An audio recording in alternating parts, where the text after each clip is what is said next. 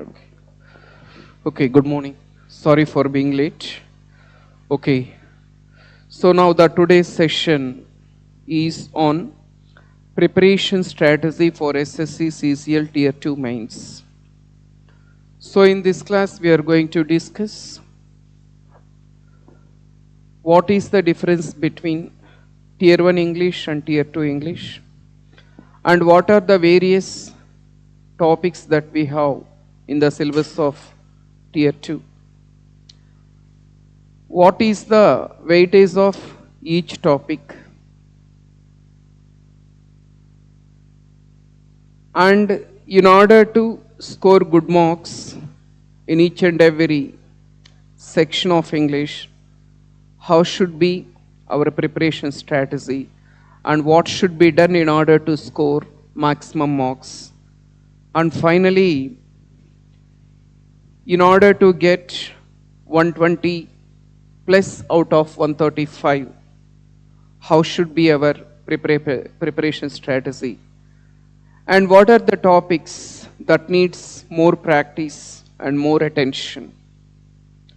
Which is more important in Tier 2 English, grammar or vocab part, grammar part or vocab part. Okay?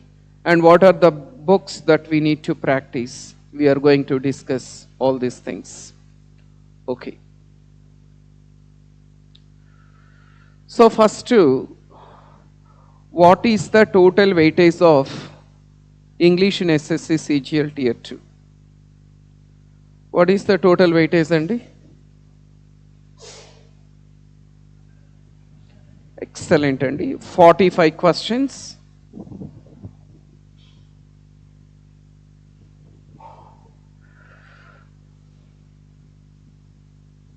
Totally there will be 45 questions.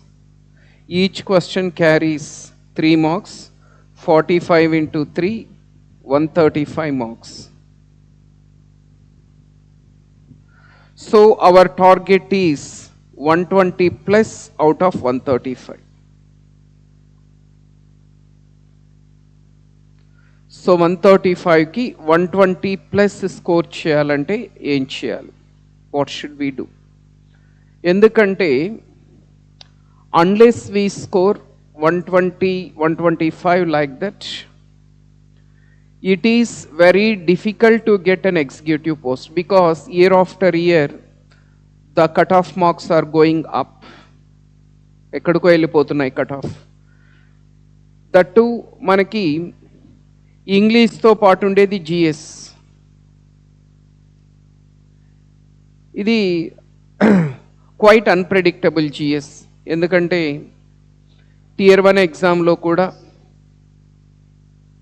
Few days క్రితం మీరు రాసిన tear 1 ఎగ్జామ్లో కూడా GS అనేది ఎంత అన్ప్రెడిక్టబుల్గా ఇచ్చాడో మీకు తెలుసు. కాబట్టి మనం జిఎస్ పార్ట్లో we can't expect that much of score. కాబట్టి మనకి సేవింగ్ గ్రేస్ ఏంటంటే మనకి ఇక్కడ ఈ పార్ట్లో, అంటే సెకండ్ పార్ట్లో ఫస్ట్ క్వాంటివ్ రీజనింగ్ ఉంటుంది, సెకండ్లో మనకి జిఎస్ ఇంగ్లీష్ ఉంటుంది. జిఎస్ అన్ప్రెడిక్టబుల్ కాబట్టి ఇక్కడ మనకి సేవింగ్ గ్రేస్ వచ్చి ఇంగ్లీష్. కాబట్టి ఇంగ్లీష్లో మీరు మ్యాక్సిమం మార్క్స్ స్కోర్ చేయడానికి కనుక ప్రయత్నిస్తే, ఒకవేళ జిఎస్ కొంచెం మన టైర్ 1లో అయిన విధంగా కొంచెం అటు ఇటు అయినా ఇది మిమ్మల్ని సేవ్ చేస్తుంది. ఓకే, సరే.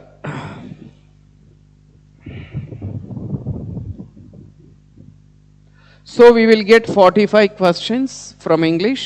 Each question carries 3 marks, and you know very well there is 1/3 of negative marking. Negative marking kuda undi kabatti we need to be very cautious. Total weightage of English in SSC CGL Tier 2 is 45 into 3, 135. In case of CHSL, 40 questions, 40 into 3, 120. Okay. So whatever you prepare now for CGL Tier 2, the same preparation will be useful for CHSL Tier 2 also. Just అక్కడ ఇక్కడ 45 questions ఇస్తే అక్కడ 40 questions ఇస్తున్నాడు, remaining అంతా కూడా same. సరే, అసలు మనకి ఎన్ని టాపిక్స్ ఉన్నాయి ఇంగ్లీష్లో అంటే ఈ 45 క్వశ్చన్స్ అనేవి ఎన్ని టాపిక్స్ నుంచి ఇస్తాడు. So first and foremost thing మనం ఇక్కడ గుర్తుపెట్టుకోవాల్సింది ఏంటంటే, in terms of syllabus or topics that we have for objective English, absolutely there is no any difference between tier 1 English and tier 2 English. సిలబస్లోకి వచ్చి syllabus కానీ topics కానీ తీసుకుంటే ఇంగ్లీష్లో మ్యాథ్స్లోన మనకి డిఫరెన్స్ ఉంది. మ్యాథ్స్లో ఇప్పుడు టియర్ 1లో లేనివి టియర్ 2లో యాడ్ అవుతాయి. ఇప్పుడు స్టాటిస్టిక్స్, ప్రాబబిలిటీ, పర్ముటేషన్, కాంబినేషన్స్ ఇవి టియర్ 1లో లేవు, ఇక్కడ టియర్ 2లో యాడ్ అవుతాయి. But in case of English absolutely no difference between tier 1 English and tier 2 English. Whatever the syllabus we have for tier 1, the same topics we have for tier 2. Absolutely no difference. The only difference is ఏంటంటే just weightage ఒక్కటి, number of questions. అక్కడ tier 1లో 25 questions, each question carries 2 marks అయితే ఇక్కడ 45 questions ఇస్తున్నాడు, each question carries 3 marks. Second difference ఎక్కడ వస్తుందంటే, when it comes to grammar part దగ్గరకు వచ్చేసరికి ఇన్ఫ్యాక్ట్ టియర్ 2 గ్రామర్ అంటే టియర్ 1 గ్రామర్ కంటే టియర్ 2 గ్రామరే ఈజీగా ఉంది. అంటే if you take in to consideration 2022 CGL 4 shifts, CGL మనకు 4 shifts జరిగింది కదా అప్పుడు మార్చిలో, అవి కనుక చూస్తే గ్రామర్ పార్ట్ చాలా చాలా ఈజీగా ఇచ్చాడు. టియర్ 1 ఇంకా కొంచెం హార్డ్ ఇస్తున్నాడు, కానీ టియర్ 2 చాలా ఈజీ ఇస్తున్నాడు. మరి డిఫికల్టీ ఎక్కడొస్తుంది అంటే మనకి టియర్ 2లో పారాజంబుల్స్ హార్డ్ ఇస్తున్నాడు. ఈవెన్ మొన్న జరిగిన CHSLలో కూడా same thing happened. Parajumbles, reading when it comes to reading comprehension, we can't say it's very tough, too tough, but కొంచెం టైం కన్స్యూమింగ్ అని చెప్పచ్చు. క్లోజ్ టెస్ట్ కూడా not that much of hard. Okay, so when it comes to syllabus, tier 1 syllabus ఏది ఉందో tier 2 syllabus కూడా అదే ఉంటుంది. ఇప్పుడు మనకి టియర్ 1లో మనము టోటల్గా 13 టాపిక్స్ నేర్చుకున్నాం ఇంగ్లీష్లో. The same 13 topics we have for tier 2. అదే 13 టాపిక్స్ టియర్ 2కు ఉన్నాయి. జస్ట్ మనకు కొంచెం స్టాండర్డ్ పెరుగుతుంది కాంప్రెన్షన్, క్లోజ్ టెస్ట్ వీటిల్లో. తర్వాత వచ్చి వెయిటేజ్ పెరుగుతుంది తప్ప అంతకుమించి ఎలాంటి డిఫరెన్స్ కానీ లేదు. అంటే సింపుల్గా చెప్పాలంటే there is nothing new that should be learnt in tier 2 that we have not learnt in tier 1. tier 1లో నేర్చుకోకున్నా tier 2లో ప్రత్యేకంగా నేర్చుకోవాలనేది ఏం లేదు. But comparing with tier 1, tier 2 requires more practice. So finally your score depends on your practice. మనకి objective ఇంగ్లీష్లో మనకి descriptive ఎలాగూ లేదు కాబట్టి మనకున్నది ఆబ్జెక్టివ్ ఇంగ్లీష్ మాత్రమే. ఆబ్జెక్టివ్ ఇంగ్లీష్లో గ్రామర్, వొకాబులరీ, రీడింగ్ స్కిల్స్ ఇలా 3 టాపిక్స్ ఉంటాయి తెలుసు మీకు. సో మీకు గ్రామర్లో మళ్ళీ 5 ఉంటాయి. Sporting errors, sentence improvement, active voice, passive voice, direct indirect speech, spellings. ఇది వెయిటేజ్ అండి. స్పాటింగ్ ఎర్రర్స్లో నుంచి టియర్ 1లో మనకి 2 క్వశ్చన్స్ ఇచ్చేవాడు 4 మార్క్స్కి. ఇప్పుడు టియర్ 2లో 2 క్వశ్చన్స్ ఇస్తున్నాడు. మీరు 2022లో జరిగిన ఆ 4 షిఫ్ట్స్ను మీరు అబ్జర్వ్ చేస్తే జనరల్గా 2 క్వశ్చన్స్ ఇస్తున్నాడు, అంటే 6 మార్క్స్కి. అంటే total weightage 10 marks. Sentence improvement నుంచి టియర్ 1లో మామూలుగా మనకు 2 క్వశ్చన్స్ ఇస్తాడు, కానీ టియర్ 2లో అంటే మొన్న 22లో జరిగిన టియర్ 2లో మాత్రం 1 క్వశ్చనే ఇచ్చాడు ఒక్కొక్క షిఫ్ట్ నుంచి. 1 క్వశ్చన్ ఫర్ 3 మార్క్స్, అంటే total 7 marks. Active voice, passive voice నుంచి జనరల్గా టియర్ 1లో మనకి 1 క్వశ్చన్ వస్తుంది 2 మార్క్స్కి, కానీ ఇక్కడ టియర్ 2లో 3 క్వశ్చన్స్ ఇస్తున్నాడు. ఇది 9 అంటే అర్థం ఏంటంటే 3 into 3 అంటే 3 క్వశ్చన్స్ ఒక్కో దాని నుంచి 3 మార్క్స్. ఇది 1 into 3, ఇది 2 into 3. Next direct indirect speech నుంచి మనకి టియర్ 1లో 1 క్వశ్చన్ ఇస్తే ఇక్కడ 3 క్వశ్చన్స్ ఇస్తున్నాడు. 3 into 3 9 మార్క్స్. ఓకే, నెక్స్ట్ స్పెల్లింగ్స్లో మనకి జనరల్గా టియర్ 1లో 2 క్వశ్చన్స్ ఇస్తాడు. ఇక్కడ మాత్రం 2 క్వశ్చన్స్, ఇక్కడ కూడా 2 ఇస్తున్నాడు. అంటే 2 into 3 6 మార్క్స్. అంటే టోటల్ వెయిటేజ్ వచ్చి 45 to 50 మార్క్స్ అండి. అంటే టియర్ 1 టియర్ 2 రెండు యాడ్ చేసుకుంటే. Grammar. Next when it comes to vocabulary చూడండి, సినోనిమ్స్ నుంచి టియర్ 1లో 2 క్వశ్చన్స్ ఇస్తాడు 4 మార్క్స్కి. ఇక్కడ కూడా 2 క్వశ్చన్స్ ఇస్తున్నాడు. 2 into 3 6 మార్క్స్. నెక్స్ట్ యాంటోనిమ్స్ నుంచి టియర్ 1లో 2 క్వశ్చన్స్ ఇస్తాడు 4 మార్క్స్కి. ఇక్కడ కూడా 2 ఇస్తున్నాడు. ఒక్కొక్క దానికి 3 marks. 2 into 3 6. One word substitutes నుంచి మనకి టియర్ 1లో 2 క్వశ్చన్స్ ఇస్తాడు. ఇక్కడ కూడా 2 ఇస్తున్నాడు. అంటే 2 into 3 6 marks. Next idioms tier 1లో 2 క్వశ్చన్స్ ఇస్తున్నాడు. టియర్ 2లో కూడా 2 క్వశ్చన్స్ ఇస్తాడు. 2 into 3 6 marks. Next fill in the blanks మాత్రం చాలా ఎక్కువ ఇచ్చాడు. మామూలుగా టియర్ 1లో మనకి ఫిల్ ఇన్ ద బ్లాంక్స్ 2 ఇస్తాడు 4 మార్క్స్కి. కానీ 2022లో జరిగిన 4 షిఫ్ట్స్లో కూడా ప్రతి షిఫ్ట్లో కూడా 5 క్వశ్చన్స్ ఇచ్చాడు బ్లాంక్స్ మీద. చాలా ఎక్కువగా ఇచ్చాడు వీటినైతే. అంటే 5 into 3 15 marks. Next close test అనేది మనకి టియర్ 1లో ఒక ప్యాసేజ్ ఇచ్చి 5 బ్లాంక్స్ ఇస్తున్నాడు. అంటే 10 మార్క్స్కి. ఇక్కడ ఏం చేస్తున్నాడంటే మనకి టియర్ 2లో ఒక ప్యాసేజ్ ఇస్తున్నాడు. అందులో 4 బ్లాంక్స్ ఇస్తున్నాడు. ఒక్కొక్క దానికి 3 మార్క్స్. 4 into 3 12 marks. మొన్న జరిగిన సిహెచ్ఎస్ఎల్లో కూడా సేమ్ ఫాలో. సిజిఎల్ ఎలా ఇచ్చాడు సిహెచ్ఎస్ఎల్ కూడా అలాగే ఇచ్చాడు. అంటే 80 to 90 మార్క్స్. అంటే మనం కేర్ఫుల్గా అబ్జర్వ్ చేస్తే the weightage of vocabulary is almost double to the weightage of grammar కంటే కూడా వొకాబులరీ వెయిటేజ్ ఎక్కువ. Next when it comes to reading skills, ఇప్పటి వరకు మనకి ఇక్కడ 5 వచ్చాయి ప్లస్ ఇక్కడ ఒక 6 11, మనకి టోటల్ 13 ఉంటాయని చెప్పుకున్నాం మనం. టోటల్గా 13 టాపిక్స్ ఉంటాయి టియర్ 1 అయినా టియర్ 2 అయినా. అందులో గ్రామర్ 5 వచ్చాయి, వొకాబులరీ 6 వచ్చాయి. ఓకే 11. లాస్ట్ 2 వచ్చి రీడింగ్ స్కిల్స్. ఈ రీడింగ్ స్కిల్స్లో రీడింగ్ కాంప్రహెన్షన్ అండ్ పారాజంబుల్స్ ఉంటుంది. ఇక్కడ రీడింగ్ కాంప్రహెన్షన్ అనేది టియర్ 1లో లేదు, అందుకని 0. టియర్ 2లో సిజిఎల్ 22లో ఎక్కువ వెయిటేజ్ ఉండేది ఇది. సో ప్రతి స్లాట్లో కూడా ప్రతి షిఫ్ట్లో కూడా రీడింగ్ కాంప్రహెన్షన్లో ఎలా ఇచ్చాడంటే 3 ప్యాసేజెస్ ఇచ్చాడు రీడింగ్ కాంప్రహెన్షన్ నుంచి. ఒక్కొక్క ప్యాసేజ్లో 4 క్వశ్చన్స్ ఇచ్చాడు. 3 4s 12. ఒక్కొక్క దానికి 3 మార్క్స్. అంటే 12 into 3 36 మార్క్స్. సో మనకి టియర్ 1లో లేకున్నా టియర్ 2లో ఎక్స్ట్రాగా ఉండేది రీడింగ్ కాంప్రహెన్షన్ ఒకటి. అఫ్కోర్స్ ఇది మనకి టియర్ 1లో లేకపోయినా టియర్ 1లో రీడింగ్ కాంప్రహెన్షన్ కవర్ చేసాం మనం. సో 36 మార్క్స్కి మనకి రీడింగ్ కాంప్రహెన్షన్ ఉంది.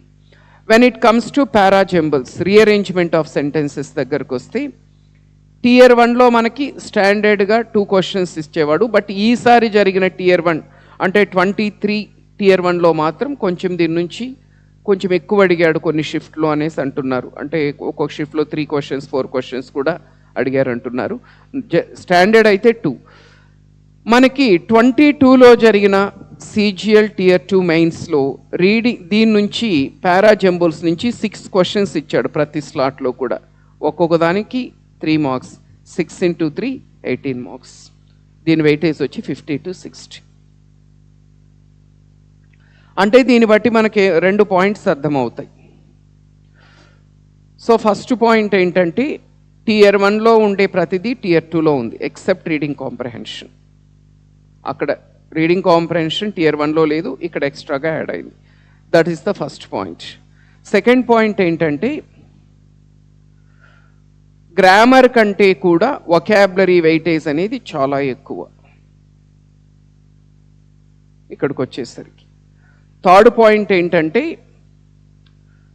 మనకి టియర్ 2లో మీ స్కోర్ని మీ పర్ఫార్మెన్స్ని డిటర్మిన్ చేసేది cloze test, reading comprehension, parajumbles. ఈ మూడిట్లో మీరు ఎలా పర్ఫామ్ చేస్తారు అనే దాని మీదే మీ స్కోర్ అనేది డిపెండ్ అవుతుంది. ఓకే, ఈ 3 పాయింట్స్ జాగ్రత్తగా గుర్తుపెట్టుకోండి. సో ఇదండి, అంటే ఇంతవరకు చెప్పింది. ఇక్కడ ఎక్స్క్లూజివ్ టైర్ 2 అంటే అనాలిసిస్ చేయించాం. అంటే 22లో జరిగిన టియర్ 2 4 షిఫ్ట్లు పేపర్ని అనాలిసిస్ చేస్తే ఇలా ఉందండి. Spot the errors. మార్చి 2 జరిగిన షిఫ్ట్లో 1 క్వశ్చనే ఇచ్చాడు. 3rd జరిగిన షిఫ్ట్లో 2 క్వశ్చన్స్, 6th జరిగిన దాంట్లో 2, 7th జరిగిన దాంట్లో 2. ఓకే, ఇక్కడ మాత్రం ఒకటే ఇచ్చాడు. సెంటెన్స్ ఇంప్రూవ్మెంటు, యూనిఫామిటీ మెయింటైన్ చేశాడు. 4 షిఫ్ట్లో కూడా సెంటెన్స్ ఇంప్రూవ్మెంట్ నుంచి ప్రతి షిఫ్ట్లో 1 క్వశ్చన్ మాత్రమే అడగడం జరిగింది. నెక్స్ట్ నెరేషన్ అంటే direct speech and indirect speech. దీని నుంచి 4 షిఫ్ట్లు జరిగితే ప్రతి షిఫ్ట్లో కూడా 3 క్వశ్చన్స్ ఇచ్చాడు. Okay, next active voice, passive voice కూడా ప్రతి షిఫ్ట్ నుంచి ప్రతి షిఫ్ట్లో 3 క్వశ్చన్స్ ఇచ్చాడు. టోటల్గా 4 షిఫ్ట్లో కలిపి 12 క్వశ్చన్స్ ఇచ్చాడు. పారాజంబుల్స్ 4 షిఫ్ట్లు జరిగితే ప్రతి షిఫ్ట్లో కూడా మనకి 6 క్వశ్చన్స్ ఇచ్చాడు. అంటే 18 మార్కులకి ఇచ్చాడు ప్రతి షిఫ్ట్ కూడా.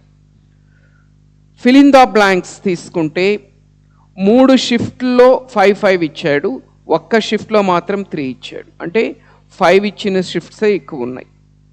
నెక్స్ట్ క్లోజ్ టెస్ట్ తీసుకుంటే మనము యూనిఫామ్గా ప్రతి షిఫ్ట్లో కూడా 4 క్వశ్చన్స్ ఇచ్చాడు. 4 క్వశ్చన్స్, 4 into 3 12 మార్క్స్.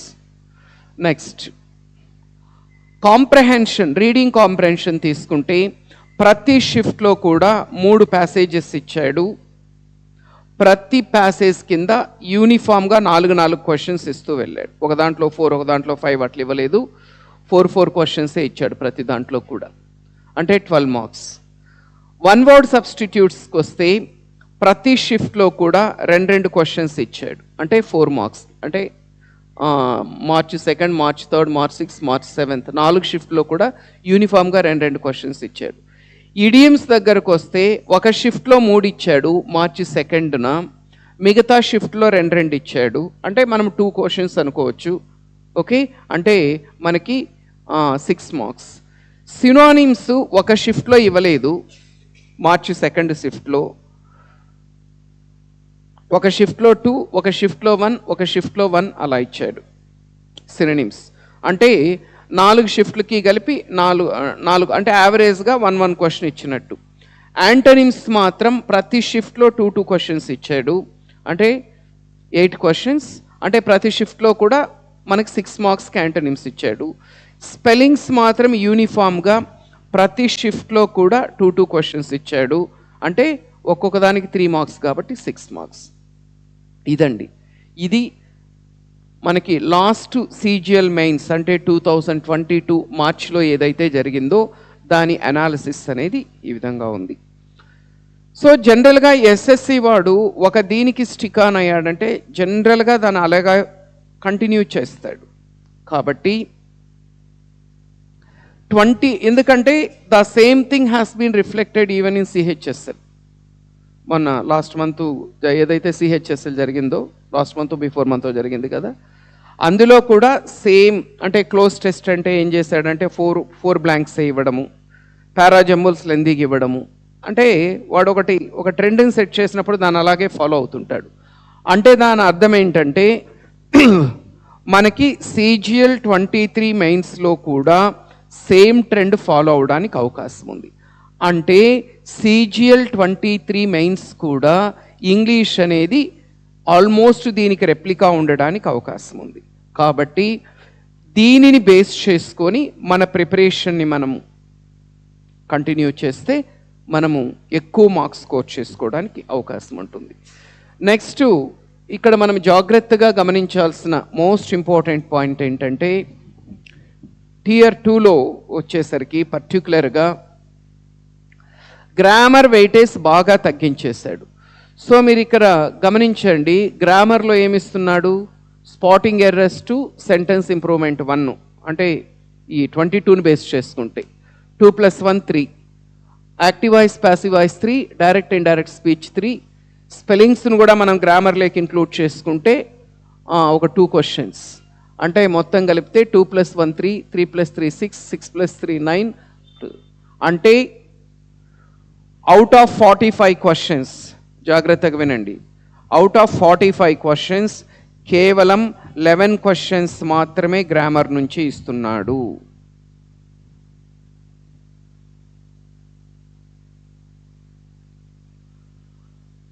అంటే మిగతా 34 క్వశ్చన్స్ ఏవైతే ఉన్నాయో ఇవి these are from vocabulary and from reading skills. అంటే గ్రామర్ వెయిటేజ్ వచ్చి 11 into 3 33 మార్క్స్. ఏది గ్రామర్ వెయిటేజ్ అండి, గ్రామర్ వెయిటేజ్ వచ్చి just 30 to 33 marks out of 135. అంటే మిగతా ఏది వొకాబు ప్లస్ రీడింగ్ స్కిల్స్ ఈ రెండింటి వెయిటేజ్ వచ్చి మీకు మోర్ దాన్ 100 మార్క్స్, 100+. అంటే దీన్ని బట్టి ఏమర్థం అవుతుందంటే గ్రామర్ వెయిటేజ్కి 3 times ఉంది, మోర్ దాన్ 3 times ఉంది వొకాబులరీ రీడింగ్ స్కిల్స్ వెయిటేజ్. కాబట్టి ఇప్పుడు మీ ప్రిపరేషన్లో, మీ టియర్ 2 ప్రిపరేషన్లో గ్రామర్ చదవద్దని నేను చెప్పను, ఇక్కడ ఎలాగో క్లాస్లో రివిజన్ అవుతుంది, అది సరిపోతుంది. మీరు ఎక్కువగా ప్రాక్టీస్ చేయాల్సింది, ఎక్కువగా నేర్చుకోవాల్సింది ఏదైనా ఉందంటే that is vocabulary and reading skills. Reading skills అంటే మనకి అదే రీడింగ్ కాంప్రహెన్షను, తర్వాత వచ్చి పారాజంబుల్స్. వొకాబులరీ అంటే synonyms, antonyms, one words, idioms, fill in the blanks and cloze test. ఇది వొకాబులరీ కిందకు వస్తాయి. ఈ పాయింట్ని అస్సలు విస్మరించద్దండి, ఎందుకంటే ఎక్కువ మంది చేసే మిస్టేక్ ఏంటంటే గ్రామర్ ఇంట్రెస్టింగ్గా ఉంటుందని ఎక్కువ గ్రామర్నే ప్రాక్టీస్ చేస్తూ ఉంటారు. కానీ గ్రామర్ని ప్రాక్టీస్ చేయడం వల్ల మనకి చూడండి టోటల్ 135 ఉంటే కేవలం 33 మార్క్స్ వరకే, అది కూడా స్పెల్లింగ్స్ని మనం గ్రామర్లే కన్సిడర్ చేస్తేనే. ఒకవేళ స్పెల్లింగ్స్ని కొంతమంది వొకాబులరీలే కన్సిడర్ చేస్తారు, అలా చేస్తే ఇంకా తగ్గిపోతుంది వెయిటేజ్. ఒకవేళ స్పెల్లింగ్స్ని కూడా గ్రామర్లోకి మనం తీసుకుంటే 33 మార్కులు, మిగతా వొకాబు ప్లస్ రీడింగ్ స్కిల్స్ రెండూ కలిపితే మోర్ దాన్ 100 మార్క్స్. ఓకే, ఈ పాయింట్ని జాగ్రత్తగా గుర్తుపెట్టుకొని మీరు చేయాల్సి ఉంటుందండి.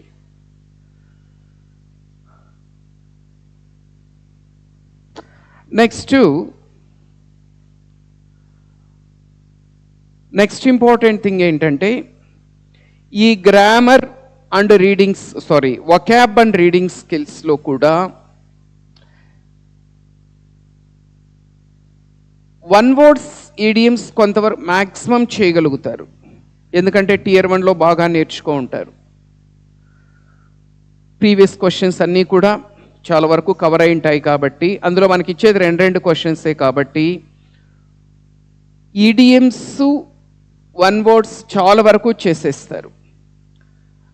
అంటే మనకి ఎక్కువగా మిస్టేక్ చేయడానికి అవకాశం ఉండేది, అంటే ఎక్కువ మంది డిఫికల్ట్గా ఫీల్ అయ్యేది వచ్చి సినోనిమ్స్ పార్ట్ ఒకటి.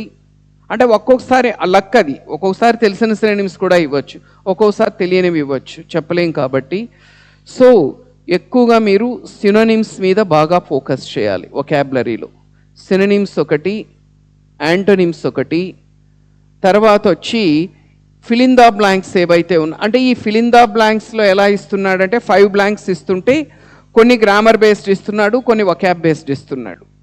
ఎక్కువగా వొకాబ్ బేస్డే ఇస్తున్నాడు ఫిల్ ఇన్ ద బ్లాంక్స్లో ఎక్కువగా. ఈ vocab based fill in the బ్లాంక్స్లో కూడా ఎక్కువగా మీరు 22 క్వశ్చన్స్ కనుక చూస్తే వాడి ఫోకస్ అనేది ఎక్కువగా ఏంటంటే వర్డ్స్ ఆఫ్ అన్ కన్ఫ్యూజ్డ్ ఉంది కదా, ఒకేలా ఉండి కన్ఫ్యూజ్ అవుతుంటాయి. వాటి మీద ఎక్కువగా ఫోకస్ చేస్తున్నాడండి. అంటే మీరు కావాలంటే ప్రీవియస్ పేపర్స్ చూడండి. అంటే క్వశ్చన్ ఇస్తున్నాడు, కింద ఆప్షన్స్లో ఇలా ఇస్తున్నాడు. ఒక ఆప్షన్ ఏడిఏపిటి, ఇంకొక ఆప్షన్ ఏడిఓపిటి, ఇంకొక ఆప్షన్ ఏడిఈపిటి. ఒక సెంటెన్స్ ఇస్తాడు, బ్లాంక్ ఇస్తాడు, కింద 4 ఆప్షన్స్ ఇస్తే 4 ఆప్షన్స్లో 3 ఆప్షన్స్ ఇలాంటివి ఉంటున్నాయి. అంటే ఒకేలా ఉండి కన్ఫ్యూజ్ అయ్యి. లేదంటే ఎస్ఓఏఆర్, ఎస్ఓయుఆర్, ఎస్ఓఆర్ఈ, అంటే ఇలా సిమిలర్గా ఉండేవన్నమాట. ఆర్ఓఓటి రూట్, ఆర్ఓయుటి రౌట్, ఇలా ఆర్ఓయుటి సంథింగ్ ఇలా ఈ విధంగా ఇచ్చేస్తున్నాడండి. అంటే ఫిల్ ఇన్ ద బ్లాంక్స్ ఎక్కువగా మనకి ఈ వర్డ్స్ ఆఫ్ అండ్ కన్ఫ్యూజన్ని బేస్ చేసుకొని ఇస్తున్నాడు. కాబట్టి ఈవెన్ మొన్న జరిగిన సిహెచ్ఎస్ఎల్లో కూడా ఈ మోడల్ మళ్ళీ కంటిన్యూ చేశాడు, ఆ ట్రెండ్ని కంటిన్యూ చేశాడు. కాబట్టి కొద్దిగా ఈ వర్డ్స్ ఆఫ్ అండ్ కన్ఫ్యూజ్డ్ ఏవైతే ఉంటాయో హోమోనిమ్స్ అండ్ హోమోఫోన్స్ అంటారు, వీటిని కొంచెం జాగ్రత్తగా చూసుకోండి. ఓకే, నెక్స్ట్ వొకాబులరీలో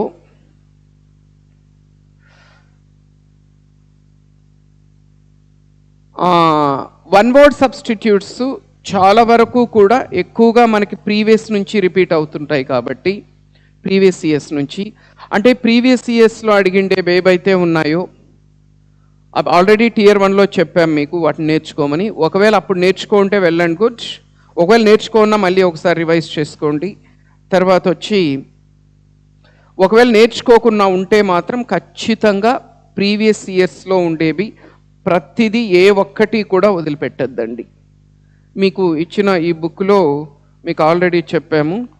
సో మీకు ఆల్రెడీ వన్ వర్డ్ సబ్స్టిట్యూట్స్ 1997 నుంచి 2021 వరకు జరిగిన డిఫరెంట్ SSC ఎగ్జామ్స్లో జరిగిన ప్రతిదీ కూడా ఇక్కడ ఇవ్వడం జరిగింది.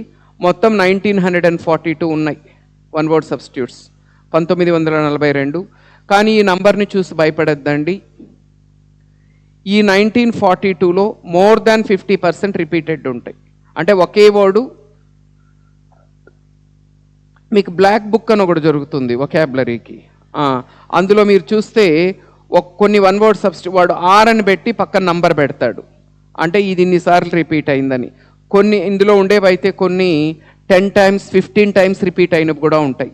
కాబట్టి ఈ నంబర్ని చూసి మీరు భయపడకూడదు. 1942 ఉన్న రిపిటీషన్స్ అన్నీ తీసేయగాను మీకు మ్యాక్సిమం ఒక 700 800 కూడా ఉండవు. వీటిని కంపల్సరీ మనము, అంటే మనకి ఎక్కువ గ్యాప్ ఉంటుందని కూడా అనుకోవద్దు. నిన్ననే చెప్పాం క్లాస్లో మీకు. ఎందుకంటే లాస్ట్ Tier 2లో కూడా ఏం జరిగిందంటే ఆ డిలే ఉంటుంది, లేట్ ఉంటుంది, ఎప్పుడో పెడతారని చాలామంది లైట్ తీసుకున్నారు. కానీ ఆల్ ఆఫ్ షడన్ అనౌన్స్ చేశాడు డేట్. ఆల్ ఆఫ్ షడన్ అసలు అందరూ పోస్ట్పోన్ అవుతుందని రిలాక్స్ అయ్యారు. ఇంకా 2 months తర్వాతనో 3 months తర్వాత ఉంటుందని 22లో ఆల్ ఆఫ్ షడన్ అనౌన్స్ చేసేసాడు డేట్. కాబట్టి ఈసారి కూడా ఖచ్చితంగా October 2nd week తర్వాత ఏ క్షణంలోనైనా ఎగ్జామ్ ఉండొచ్చు. కాబట్టి పోస్ట్పోన్ అవుతుందేమో, లేట్ అవుతుందేమో అనే ఇల్యూషన్లో, భ్రాంతిలో, భ్రమలో మాత్రం ఉండద్దండి. అంటే మీ దగ్గర ఉన్నది కేవలం 2 నెలలు మాత్రమే అన్న విషయాన్ని మర్చిపోవద్దు. కేవలం 2 months. ఎందుకంటే ఇవాళ 31st ఆల్రెడీ. అంటే మీకు గట్టిగా ఉండేది ఏంటంటే 2 months. అంటే మీ చేతుల్లో ఉన్నది ఆగస్టు, సెప్టెంబర్. October 15th తర్వాత ఎనీ మూమెంట్ ఎగ్జామ్ ఉండొచ్చు. ఆ 15 days ఎలాగో ఇంటెన్సివ్ ప్రాక్టీసే ఉంటుంది కాబట్టి మీరు కొత్తగా నేర్చుకునే పరిస్థితి ఉండదు. అంటే మీరు ఏదైనా చేయాలన్నా, నేర్చుకోవాలన్నా, ప్రాక్టీస్ చేయాలన్నా ఈ 60 days మీ లైఫ్ని డిసైడ్ చేస్తాయి. కాబట్టి తర్వాత ఎగ్జామ్ ముందు చూసుకుందామని కాకుండా ఇప్పుడే నేర్చుకోండి. తర్వాత అదేవిధంగా మీకు ఈడియమ్స్ కూడా అలాగే 1997 నుంచి 2021 వరకు అడిగిన SSC, CGL, CHSL, CPO, steno ఇందులో అడిగిన ప్రతి ఈడియము కూడా ఇక్కడ కవర్ చేయడం జరిగింది. ఓకే, సో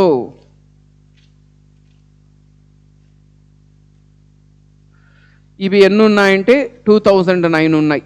ఇందులో కూడా రిపిటీషన్స్ పోతాయి మళ్ళీ మీకు. ఒక్కొక్క ఈడియం 10 times 15 times అడిగిన ఈడియమ్స్ కూడా ఇందులో ఉన్నాయి. సో కాబట్టి ఈ రిపిటేషన్స్ అన్నీ తీసేస్తే ఇవి కూడా అరౌండ్ ఒక 800 to 900 అవ్వచ్చు. సో కంపల్సరీ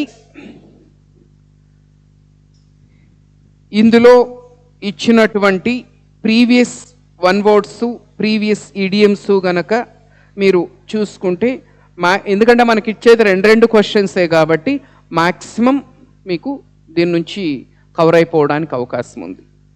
ఓకేనండి. తర్వాత వొకాబులరీలో ఫిల్ ఇన్ ద బ్లాంక్స్లో ఎక్కువగా వర్డ్స్ ఆఫ్ అండ్ కన్ఫ్యూజ్డ్ మీద క్వశ్చన్స్ అడుగుతున్నాడు. సో ఇలాంటి వర్డ్స్ సిమిలర్గా ఉండేటువంటి వర్డ్స్ వీటి మీద కొంచెం ఎక్కువ ఫోకస్ చేయండి. నెక్స్ట్ వొకాబులరీలో నెక్స్ట్ వెరీ ఇంపార్టెంట్ థింగ్ వచ్చి క్లోజ్ టెస్ట్ అండి. క్లోజ్ టెస్ట్ అనేది మనకి మొన్న జరిగిన సిహెచ్ఎస్ఎల్ కావచ్చు, అంతకుముందు జరిగిన సిజిఎల్ కావచ్చు, ఏ ఎగ్జామ్ తీసుకున్నా మనకి క్లోజ్ టెస్ట్ నుంచి 4 క్వశ్చన్స్ ఇస్తున్నాడు.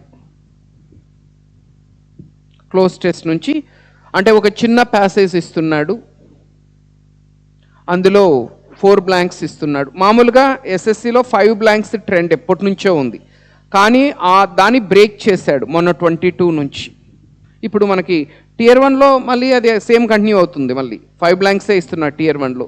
ఒక టియర్ 2లో మాత్రమే దాన్ని బ్రేక్ చేశాడు. చిన్న ప్యాసేజ్ ఇచ్చి 4 బ్లాంక్స్ ఇస్తున్నాడు, ఒక్కొక్క దానికి 3 మార్క్స్, 4 into 3 12 మార్క్స్. మీకు ఇంగ్లీష్లో మంచి స్కోర్ కావాలంటే మాత్రము, మంచి స్కోర్ కావాలంటే అది ఎప్పుడు పాసిబుల్ అవుతుందంటే cloze test RC parajumbles attempt చేస్తేనే మంచి స్కోర్ అనేది పాసిబుల్ అవుతుంది. ఈ క్లోజ్ టెస్ట్ అనే దానికి అంటే ఎనీ ఫ్యాకల్టీ, నేనే కాదు ఎవరైనా కూడా టీచింగ్ ద్వారా చేయగలిగింది, కాంట్రిబ్యూట్ చేయగలిగింది మేబీ సమ్ 5 to 10%. ఎందుకంటే in fact there is nothing to teach in cloze test. Just we can make you more and more passages practice, that's all. అంతేగాని అక్కడ చెప్పడానికి ఏముండదు.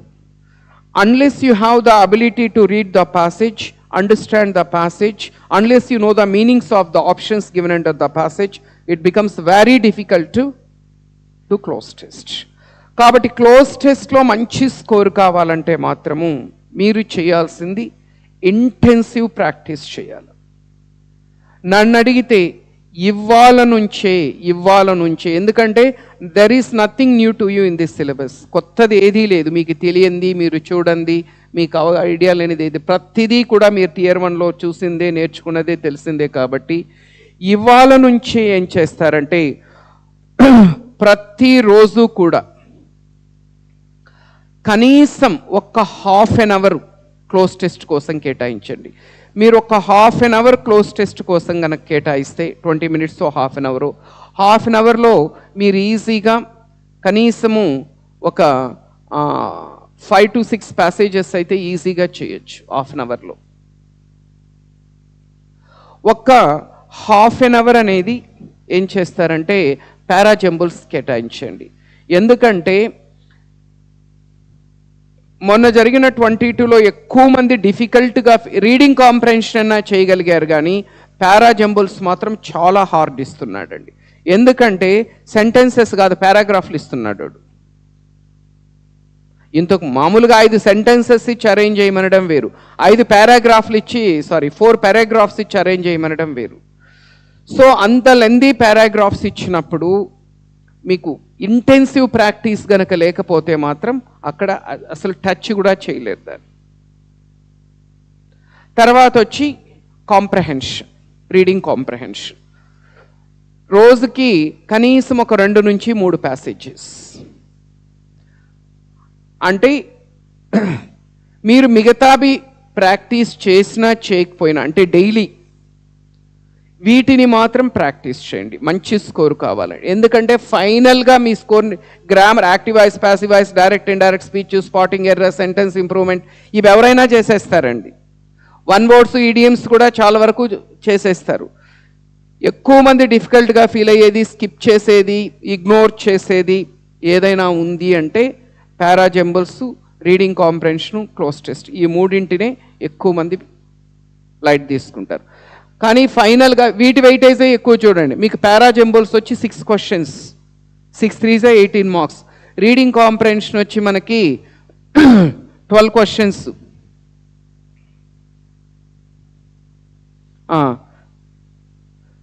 కాంప్రహెన్షన్ వచ్చి మనకి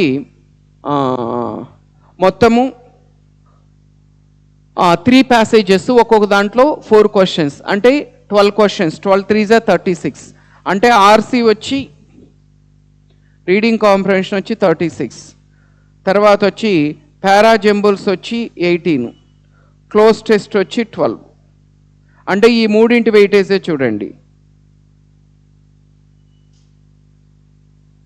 అంటే 66 మార్క్స్ ఈ మూడింటి వెయిటేజే ఉందండి. మిగతావి ఆల్మోస్ట్ చేసేస్తారండి. ఈ 3 చేయగలిగితేనే మీకు ఇంగ్లీష్లో స్కోర్. లాస్ట్ టైం కూడా మనకి ఇప్పుడు 22లో జాబ్స్ సక్సెస్ఫుల్ క్యాండిడేట్స్ ఇంగ్లీష్లో మంచి స్కోర్లు వచ్చిన వాళ్ళందరూ కూడా ఎవరంటే వీటిని బాగా అటెంప్ట్ చేసిన వాళ్ళే. కాబట్టి మనం కూడా వీటికి కొంచెం ఎక్కువ ఇంపార్టెన్స్ ఇస్తాం, కొన్ని ఎక్కువ చేయడానికి ట్రై చేస్తాం. కానీ మనకి ఇక్కడ లిమిటెడ్ టైం ఉంటుంది కాబట్టి క్లాస్ రూమ్లో అన్ని సబ్జెక్ట్స్లు కవర్ చేయాలి. కాబట్టి మీరు మాక్ టెస్ట్లో కవర్ అయ్యేవే కాకుండా, డైలీ మాక్ టెస్ట్లో కవర్ అవుతాయి, అవే కాకుండా ఈ మూడింటికి కలిపి కనీసం ఒక 1 అవర్ మీకు ఈ 3 కూడా ఈ బుక్లో ఇవ్వడం జరిగిందండి. మీరు ఎక్కడికో కూడా పోవనవసరం లేదు. This book will be provided to you. So ఇందులో మీకు క్లోజ్ టెస్ట్ ఉంటుంది, ఆర్సీ ఉంటుంది, పారాజంబుల్స్ ఉంటాయి. సో ఈ బుక్ తీసుకొని మూడింటికి కనీసం ఒక్కొక్క దానికి మీరు హాఫ్ అన్ అవర్ స్పెండ్ చేయలేకపోయినా కనీసం ఒక్కొక్క దానికి 20 నిమిషాలు మీరు కనుక స్పెండ్ చేయగలిగితే 20 మీ పర్ఫార్మెన్స్ అనేది నెక్స్ట్ లెవెల్లో ఉంటుందండి. మీరు గ్రామర్ మాక్ టెస్ట్లో వచ్చేది ఇక్కడ క్లాస్లో రివిజన్ వస్తుంది కాబట్టి చాలా, దట్స్ మోర్ దాన్ సఫిషియంట్. మీరు ప్రాక్టీస్ చేయాల్సిందంతా కూడా, ఎందుకంటే మీరు ఎంత గ్రామర్ నేర్చుకున్నా, మీరు ఎంత చేసినా చూసాం కదా, 130లో మీకు వచ్చేది 30 మార్కులే అక్కడ. అదే ఇది గనక ఈ 3 టాపిక్సే చూడండి 66 మార్కులు, క్లోజ్ టెస్టు, ఆర్సీ, పారాజంబుల్స్. కాబట్టి if you are the serious aspirant, if you really want to get an executive post, you have to give more importance for this RC, parajumbles and cloze test. ఫైనల్గా మీ ఫ్యూచర్ని game changer అని చెప్పచ్చు. మీ జాబ్ని decide చేసేది ఇవి. మిగతావి ఎవరైనా చేస్తారండి, ఎవరైనా చేస్తారు. అంటే if you want to have an extra edge over your competitors, అది ఎప్పుడు పాసిబుల్ అవుతుందంటే that is possible only when you practise these 3. So this book will be provided to you. ఈ బుక్లో 20 minutes డైలీ వీటికి కేటాయించండి. వద్దన్నా మీకు మంచి స్కోర్ వస్తుంది, చాలా మంచి స్కోర్ వస్తుంది. ఇదండి.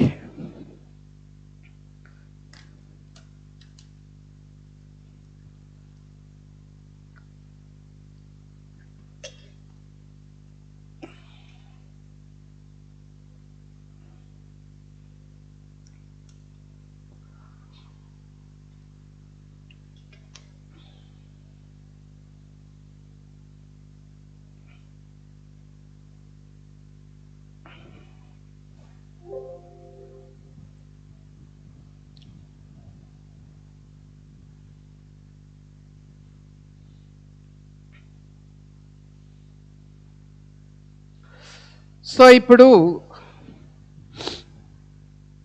ఎస్ఎస్సి టియర్ 2 స్టాండర్డ్ ఎలా ఉంటుంది, ఇంగ్లీష్ స్టాండర్డ్.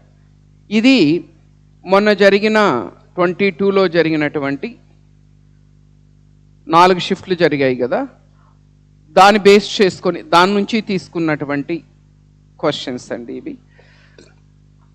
ఇది స్పాటింగ్ ఎర్రర్స్ చాలా ఈజీగా ఇస్తున్నారు చూడండి. అసలు టియర్ 1లో కూడా ఇంత సింపుల్గా ఇవ్వడం లేదు. కాబట్టి గ్రామర్ గురించి మీరు అస్సలు వరీ అవ్వాల్సిన అవసరం లేదు. చెప్పండి, my father give up smoking when I was 12 years old. ఈ క్వశ్చన్ ఇచ్చాడు 22లో. ఇందులో ఎర్రర్ అనేది ఏ పార్ట్లో ఉంది?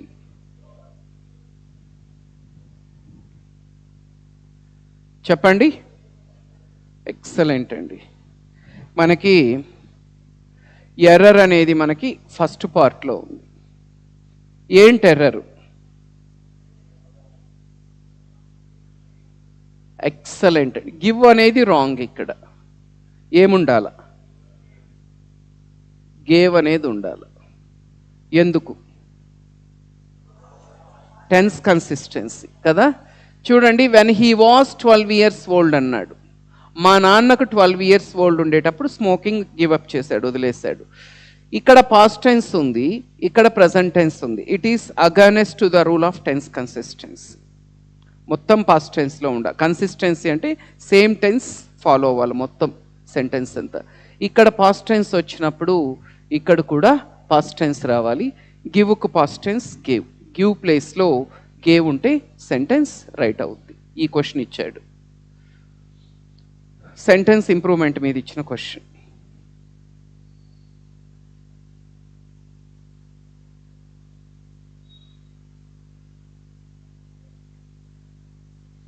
Edward II is tragic than some other plays by the dramatist.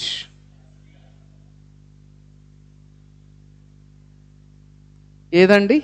ఏనా, బీనా, సీనా, డీనా? ఫెంటాస్టిక్ అండి. చూడండి, Edward II is less tragic than some other place by the dramatist.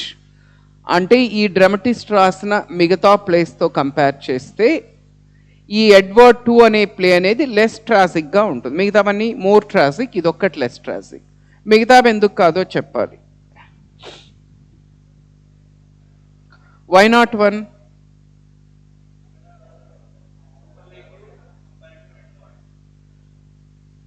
Excellent అండి, ఎక్సలెంట్. మనకి little degrees, little positive degree, less comparative degree, least superlative degree. Little, less, least ఇవి degrees. మీకు as అనేది ఎప్పుడైనా positive డిగ్రీతో మాత్రమే వస్తుంది. As tall as big as large as rich as poor as. మీకు ఎప్పుడు కానీ సూపర్లేటివ్ డిగ్రీతో యాజ్ అనేవి వాడరు. సో దీన్ని ఎలిమినేట్ చేసేయచ్చు. నో సబ్స్టిట్యూషన్ ఎందుకు కాదు? ట్రాజిక్కి కంపారిజన్ ఏంటి? సో ఇక్కడ ట్రాజిక్ దాన్ అని ఎలా అంటాం? లెస్ ట్రాజిక్కో మోర్ ట్రాజిక్కో ఏదో ఒకటి అయితే అనాలి కదా. సో ఇక్కడ ట్రాజిక్ దాన్ అని అన్నాడు. ట్రాజిక్ దాన్ అనకూడదు. You have to say either less tragic or more tragic or most tragic, something ఏదో ఒకటి ఉండాలి. సో ఇక్కడ ట్రాజిక్ దాన్ అన్నాడు కాబట్టి ఇది రాంగు. నెక్స్ట్ సి ఎందుకు కాదు? Edward II is the most tragic some other place by the dramatist. Superlative వచ్చింది కదా. Edward II is the most tragic అంటున్నాడు, సమ్ అదర్ ప్లేస్ అని రాదు. అప్పుడు ఏమవుతుందంటే ఆఫ్ ఆల్ అదర్ ప్లేస్ అని వస్తుంది. Edward II is the most tragic of all other place by the dramatist అని రావాలి, some other place అని రాదు. కాబట్టి మిగిలిండేది వచ్చింది Edward II is less tragic than some other place by the dramatist. మనకి మామూలుగా స్పెల్లింగ్స్లో క్వశ్చన్స్ ఎలా అడుగుతాడు? 4 words ఇచ్చేసి ఏది రైటు ఏది రాంగు ఇలా అడుగుతుంటాడు ఎప్పుడైనా కూడా. కానీ ఈ మధ్య కాలంలో ట్రెండ్ ఏంటంటే ఈవెన్ CGLలో కూడా ఈ ప్యాటర్న్ ఇస్తున్నాడు. ఒక సెంటెన్స్ ఇచ్చి సెంటెన్స్లో నుంచి ఒక 4 words ఇచ్చి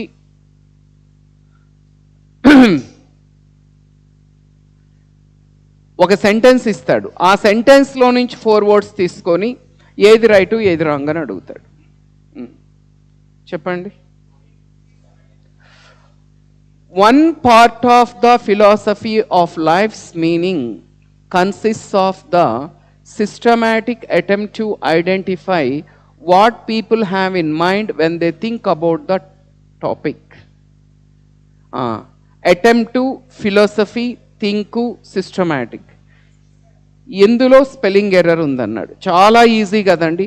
అటెంప్ట్ కరెక్ట్గానే ఉంది, ATT EMPT. ఫిలాసఫీ కరెక్ట్గానే ఉంది, థింక్ అనేది కరెక్ట్గానే ఉంది, ఎర్రర్ అనేది ఇక్కడ ఉంది, సిస్టమాటిక్ అనేది స్పెల్లింగ్ రాంగ్ ఉంది. ఏముంటే రైట్ అండి? SYSTEMATIC systematic. ఈ మోడల్లో ఎక్కువ ఇస్తున్నాడు స్పెల్లింగ్స్ ఇప్పుడు, అంటే సెంటెన్స్ బేస్డ్ స్పెల్లింగ్స్ అంటాం వీటిని. ఎక్కడ?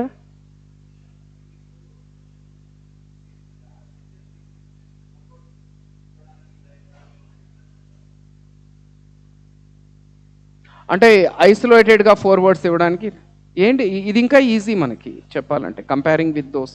ఏదో 4 ఐసోలేటెడ్ వర్డ్స్ ఇచ్చి చేయమనడం కంటే ఇలా ఇచ్చినప్పుడు ఇంకా ఈజీ అవుద్ది. ఏం డిఫరెన్స్ ఏం లేదు. ఇది చెప్పాలంటే ఇది this is easier than that. Next active voice pass, ఇవన్నీ 22లో ఇచ్చినవేనండి. చూడండి ఎంత ఈజీగా ఇస్తున్నాడంటే, అందుకే గ్రామర్ గురించి అస్సలు వరీ అవ్వద్దండి. Focus more on vocab and reading skills. Select the option that expresses the given sentence in passive voice. We can buy books from online from Amazon. Can వస్తే can be రావాలి కదండి. Active వాయిస్లో can ఉన్నప్పుడు passive వాయిస్లో can be అని ఉండాలి. Can be అనేది ఎక్కడ ఉందండి? ఒకే ఒక ఆప్షన్లో ఉంది. ఇది answer. Books can be bought online from Amazon. ఈ క్వశ్చన్ ఇచ్చాడు. Direct indirect speech. Shika said the heavy rain this week has spoiled all my travel plans.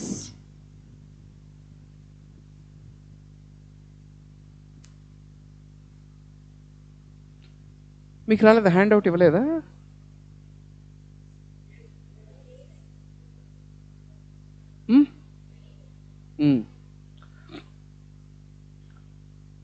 A. Shika said that the heavy rain that week had spoiled all her travel plans. అంతే కదా. ఇక్కడ ఉండేటువంటి has అనేది హ్యాడ్గా change అవుతుంది, this అనేది దట్గా change అవుతుంది. So this that అయింది, నెక్స్ట్ ఇక్కడ హ్యాజ్ హ్యాడ్ అయింది. మిగతావి ఎందుకు కాదు? Why not B? ఇక్కడ కూడా ఉంది కదా, దిస్ దట్ అయింది, హ్యాజ్ హ్యాడ్ అయింది కదా, మరి ఇది ఎందుకు కాదు? ఎక్సలెంట్ అండి. ఇక్కడ టోల్డ్ ఉంది. టోల్డ్ అనేది ఎప్పుడు వచ్చేది? సెడ్ టు ఉంది, పక్కన ఆబ్జెక్ట్ ఉండాలి. ఇక్కడ షికా చెప్పింది, ఎవరితో చెప్పింది? నాతో చెప్పిందనే గ్యారంటీ ఏంటి? వేరే వాళ్ళకి చెప్పిండొచ్చు. ఇక్కడ సెడ్ టు ఉంటేనే టోల్డ్ వస్తుంది. ఇక్కడ సెడ్, ఇక్కడ ఏమైనా సెడ్ టోల్డ్ మీ అన్నాడు, నాకు చెప్పిందని ఇక్కడ చెప్పలేదు. సికా సెడ్, సికా చెప్పింది, ఎవరితో చెప్పిందో తెలియదు, అందువల్ల ఇది రాంగు. నెక్స్ట్ ఇది ఎందుకు రాంగు? ఇక్కడ హ్యాజ్ అనేది చేంజ్ అవ్వలేదు, టెన్స్ మారలేదు, దీన్ని ఎలిమినేట్ చేయొచ్చు. 4th వన్ దిస్ అనేది దట్టుగా చేంజ్ అవ్వలేదు, ఎలిమినేట్ చేస్తే. 6th one. Select the option that expresses the given sentence in reported speech. Meera, are you upset with me? Direct indirect speech ఏదండి? రాఘవ్, రాఘవ్ సెట్ టు అనేది పైన ఉంది. Raghav said to Meera, are you upset with me? Raghav asked Meera if she was upset with him. Answer వచ్చి B. మిగతావి ఎందుకు కాదో చెప్పాలి. First one చూడండి, Raghav asked Meera if she was upset with her అని ఉంది. మనకి హిమ్ కదండి అవుతుంది, ఎందుకంటే all first persons become subject person. Subject ప్లేస్లో ఏముంది? రాఘవ్. రాఘవ్ కాబట్టి హిమ్ కదా అవుతుంది, హర్ అవ్వదు. నెక్స్ట్ సి ఎందుకు కాదు? ప్రొనౌన్ అనేది చేంజ్ అవ్వలేదు, మీ అనేది హిమ్గా మారాల, సో దీన్ని ఎలిమినేట్ చేసేయచ్చు. డి ఎందుకు కాదు? వై వచ్చింది, వై అనేది మన క్వశ్చన్లో లేదు కదా, ఎలిమినేట్ చేసేయచ్చు.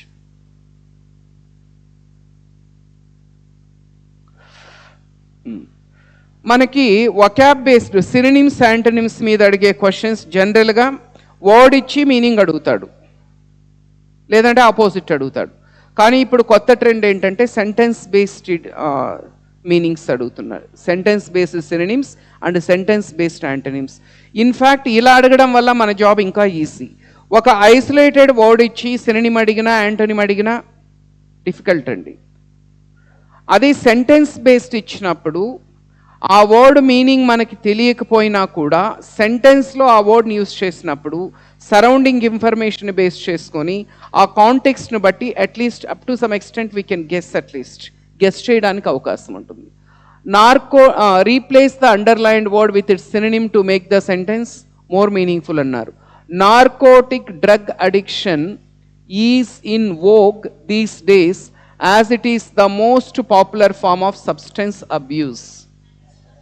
ఎక్సలెంట్ అండి. వోగ్ అంటే ఏంటంటే ట్రెండ్ అండి. VOGUE. వోగ్ అంటే trend, fad, fashion. This kind of hair style is vogue nowadays. This kind of dressing is vogue. This kind of watches are vogue అలా అంటుంటారు. సో వోగ్ అంటే ఒక ట్రెండు, ఒక ఫ్యాషన్, ఫ్యాడు, ఓకే అలా అంటారు. So మనకి ఇచ్చిన వాటిలో దానికి నియరెస్ట్గా ఉండేది వచ్చి ఫ్యాషన్. ఇలాంటివి తెలియనప్పుడు ఆ వర్డ్ అక్కడ రీప్లేస్ చేసుకొని చదివినా తెలిసిపోతుంది మీకు. Narcotic drug addiction is in demand these days as it is the most popular substance is in. Obscurity అంటే ఏంటండి? What is అబ్స్క్యూరిటీ? అబ్స్క్యూరిటీ అంటే ఏదైనా ఒకటి వేగ్గా ఉండడం. అబ్స్క్యూరిటీ అంటే వేగ్, అన్క్లియర్, అంబిగ్వస్, abstract అలా. ఇంకా డిమాండ్, స్టాండర్డ్ అంటే తెలుసు. సో ఈ విధంగా ఏంటంటే సెంటెన్స్ బేస్డ్ అడుగుతున్నాడండి. సో VOGUE, వోగ్ అంటే ట్రెండు, ఫ్యాడు, ఫ్యాషన్ అని అర్థం.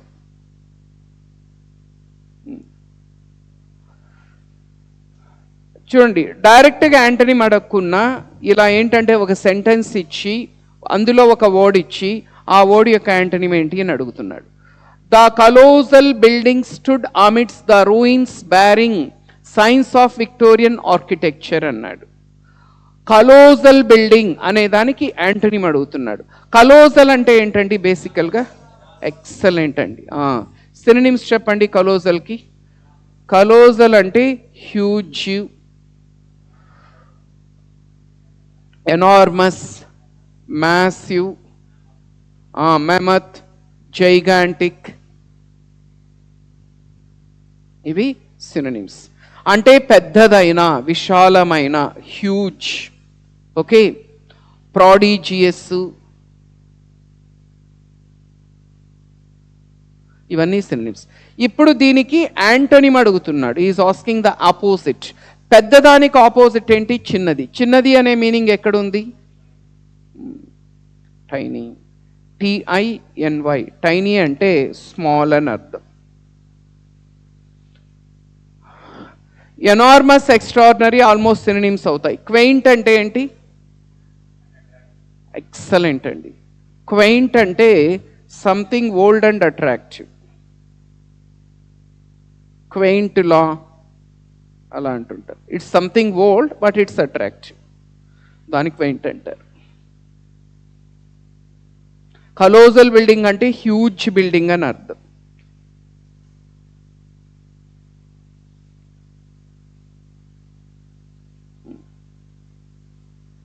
Select the option that can be used as a one-word substitute for the given group of words.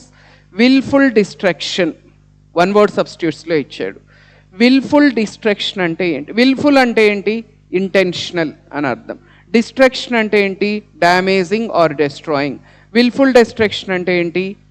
If you damage something intentionally, ఏదైనా ఒకదాని కావాలనే మీరు డ్యామేజ్ చేస్తే దాని ఏమంటారు? డిజాస్టరా, కంబషనా, కెలామిటీనా, సెబొటేజ్. ఎక్సలెంట్. సాబొటేజ్ తెలుగులో విద్రోహక చర్య అంటారు. తెలుగు వర్డ్ వచ్చి విద్రోహక చర్య. డిజాస్టర్ అంటే కెలామిటీ, డిస్ట్రక్షన్, కెటాక్లిజం,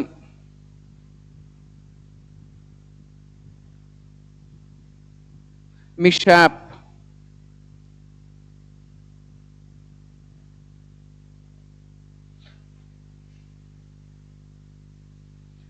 డిజాస్టర్. ఇప్పుడు ఫ్లడ్స్ కానివ్వండి, ఎర్త్క్వేక్ కానివ్వండి, సునామీ, ఇవన్నీ డిజాస్టర్స్ అండి.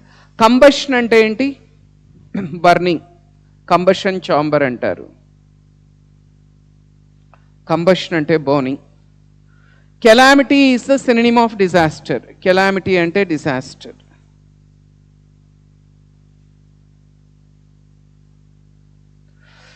సాబొటేజ్ అంటే ఇంటెన్షనల్ డిస్ట్రక్షన్. ఉద్దేశపూర్వకంగా మనం ఏదైనా ఒకదాన్ని డెస్ట్రాయ్ చేస్తే దట్స్ కాల్డ్ సాబొటేజ్. ఇది ఇచ్చాడు.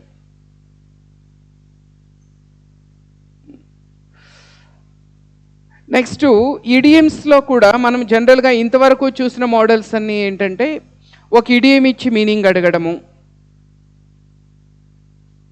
లేకపోతే ఒక సెంటెన్స్ ఇచ్చి సెంటెన్స్లో ఒక ఇడియం ఇచ్చి దాని మీనింగ్ ఏంటని అడగడమో చూసాం. This is a new model. ఇక్కడ చూడండి, my father's office is at a close distance from A home. అంటే ఇక్కడ ఏంటి, రివర్స్లో అడుగుతున్నాడు. ఇడియం మీనింగ్ సెంటెన్స్లో ఇస్తున్నాడు, ఆప్షన్స్లో ఇడియం ఇచ్చి, అంటే అట్ ఏ క్లోజ్ డిస్టెన్స్ అనే ఇడియంని ఏ ఇడియం సబ్స్టిట్యూట్ చేస్తుంది, అంటే అట్ ఏ క్లోజ్ డిస్టెన్స్ అనే మీనింగ్ కింద ఇచ్చిన వాటిలో ఎక్కడ ఉంది అని అడిగాడు. ఈ మోడల్లో ఇస్తున్నాడు. చెప్పండి, my father's office is at a close distance from my home. మా ఇంటి నుంచి మా నాన్న వాళ్ళ ఆఫీస్ చాలా క్లోజ్ డిస్టెన్స్లో ఉంది, చాలా దగ్గరగా ఉంది. ఫ్రమ్ హ్యాండ్ టు మౌత్ అంటారా, పార్ట్ అండ్ పార్సల్ అంటారా, అట్ ఏ స్టోన్స్ త్రోనా, అట్ 6s and 7s? ఈజీగా గెస్ట్ చేసేయచ్చు. ఏంటండి? At a stone's throw. రాయి విసిరితే ఎంత దూరం పడుతుందండి మహా అంటే? ఒక 100 meters కూడా పడదు. అంటే చాలా దగ్గర. ఏదైనా ఒకటి నియరర్గా ఉంది, దగ్గరగా ఉంది అనడాన్ని అట్ ఏ స్టోన్స్ త్రో అంటారు. From A hand to mouth అంటే చెప్పండి, what is the meaning of this idiom?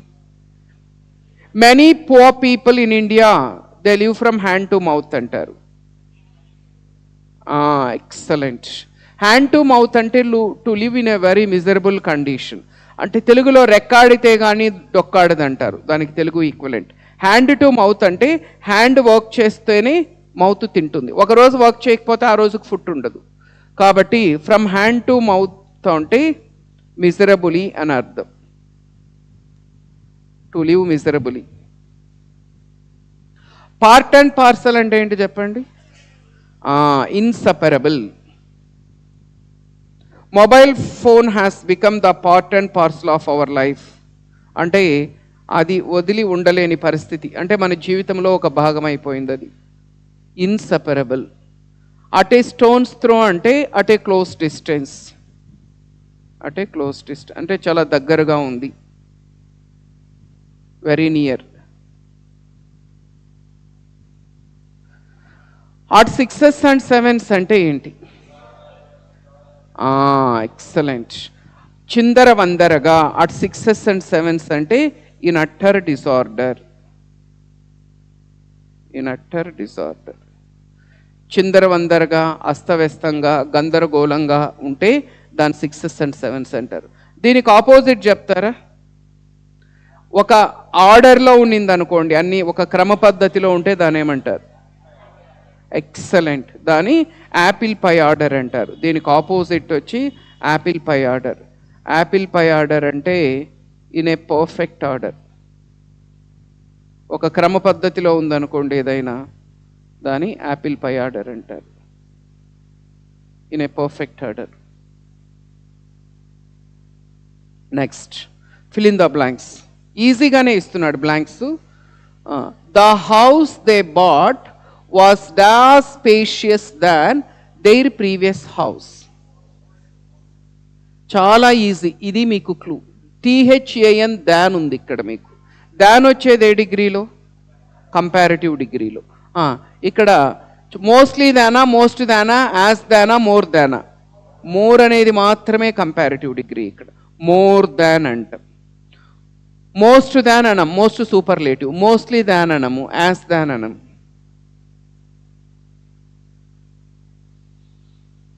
ఇది పారాజంబుల్స్. చదవండి ఒకసారి.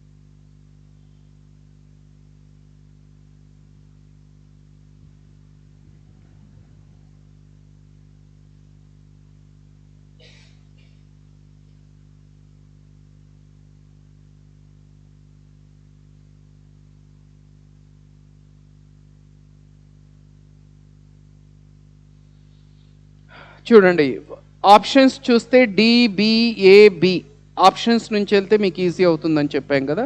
Before reading the sentences first you have to take a look at the given 4 options. చూస్తే మీకు 2 options బీతో start అవుతున్నాయి. అంటే బి ఫస్ట్ వన్ అవ్వడానికి అవకాశం ఉంది. India is a country where people are full of immense prolixity and exemplary story telling. Prolixity అంటే ఏంటండి? Prolixity ఏంటన్నా? కరెక్టే. ప్రాలిక్సిటీ అంటే verbose using more words than required, అంటే ఎక్కువగా అవసరానికి మించి మాట్లాడడం. ప్రాలిక్సిటీ అంటే verbose using more words than required అని అర్థం. India is a country where people are full of immense prolixity అంటే ఇండియాలో జనాలు ఎక్కువ మాట్లాడతారు, అవసరానికి మించి మాట్లాడతారు.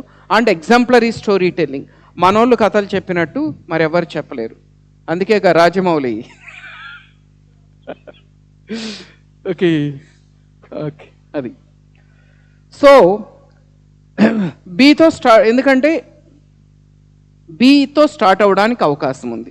ఎందుకంటే ఏలో దే స్టాండర్డ్, చూడండి ఇక్కడ దే స్టాండర్డ్ అన్నాడు, దే అనే ప్రణౌన్ ఉంది కాబట్టి ఎట్టి పరిస్థితుల్లో ఏతో స్టార్ట్ అవ్వదు. ఇక్కడ అడిషనలీ అన్నాడు, అసలు సి ఆప్షనే లేదులేండి.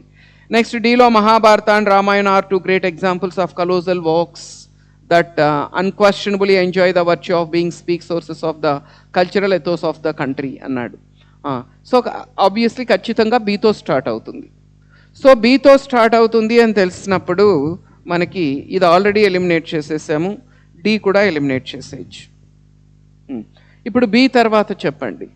బి తర్వాత ఒక దాంట్లో డి ఉంది, ఒక దాంట్లో ఏ ఉంది. ఏమొస్తుందండి?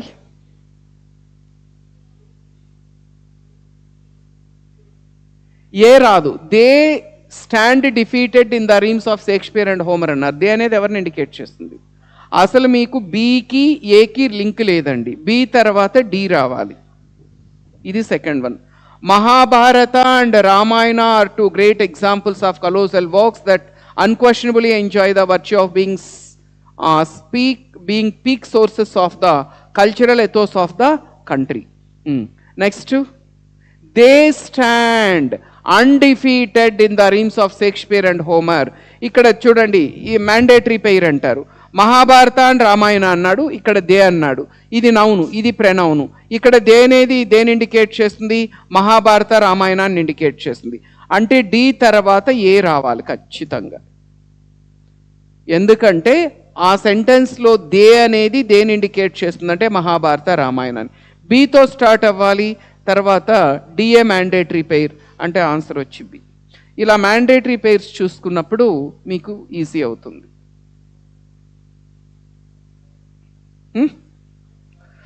అంటే like it's all about our culture అని అర్థం. The stories of our culture, feelings.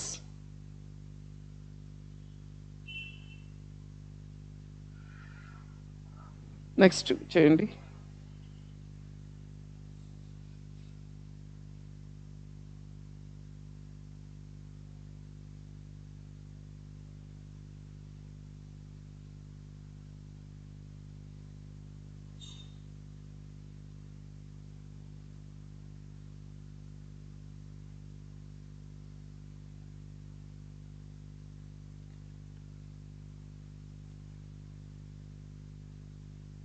Ethos అంటే బిలీఫ్స్, ఐడియాస్, ఫీలింగ్స్ అలా.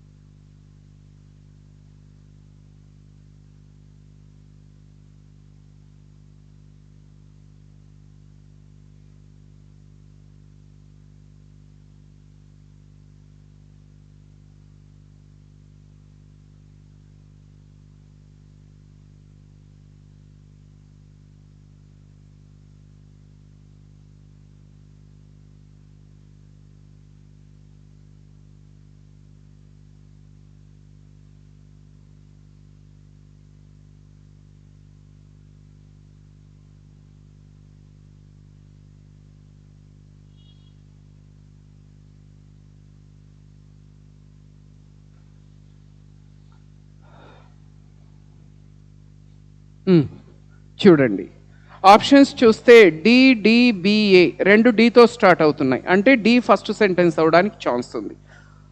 Power foods are high in nutrients such as fibre, potassium and minerals.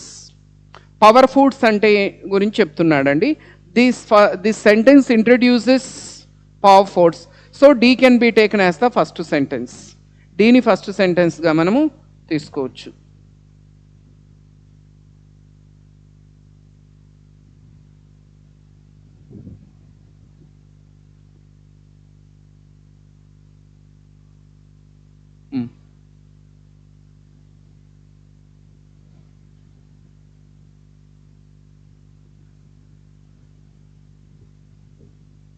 దీని ఫస్ట్ సెంటెన్స్గా తీసుకోవచ్చండి, because it introduces power foods.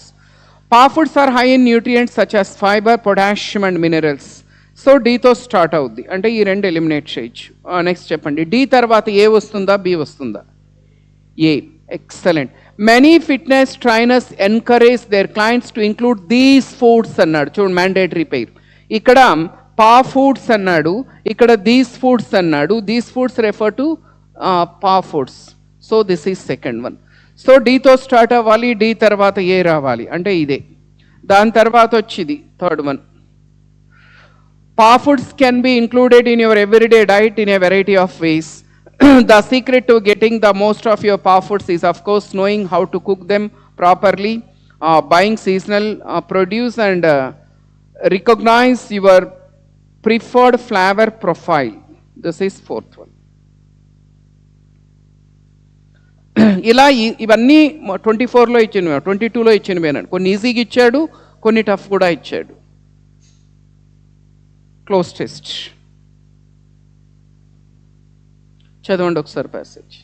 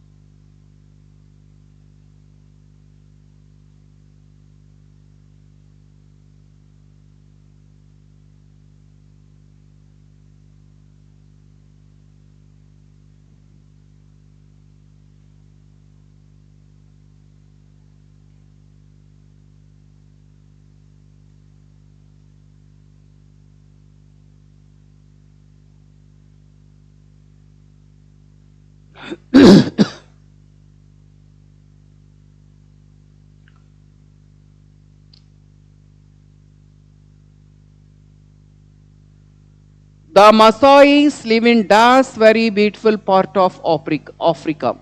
They live on the wide plains in southern and northern Kenya and northern Tanzania. The area das of miles of rolling grassland on which you can find thorny bushes and rocky hills. The people move from one place to another according to the seasons, looking for grasses and other plants, das which their cattle can graze. They have no permanent home. When they want to settle in a place for some time, they build a kind of camp called a Meniyata, where a few families live for a das weeks or months. Then they move on again, taking their few belongings with them and burning the old Meniyata to the ground. So మనకి ఆఫ్రికాలో ఉండేటువంటి Maasais అనే tribe గురించి చెప్తున్నారండి. The passage is about Maasais tribe in Africa.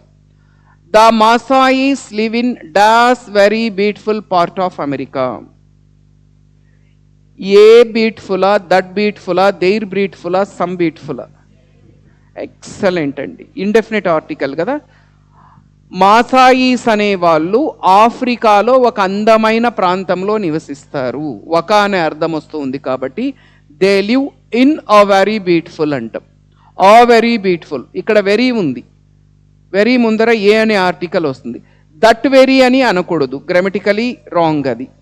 There very అని అనకూడదు. Some very beautiful part అనేది meaningless. In a very beautiful part of America.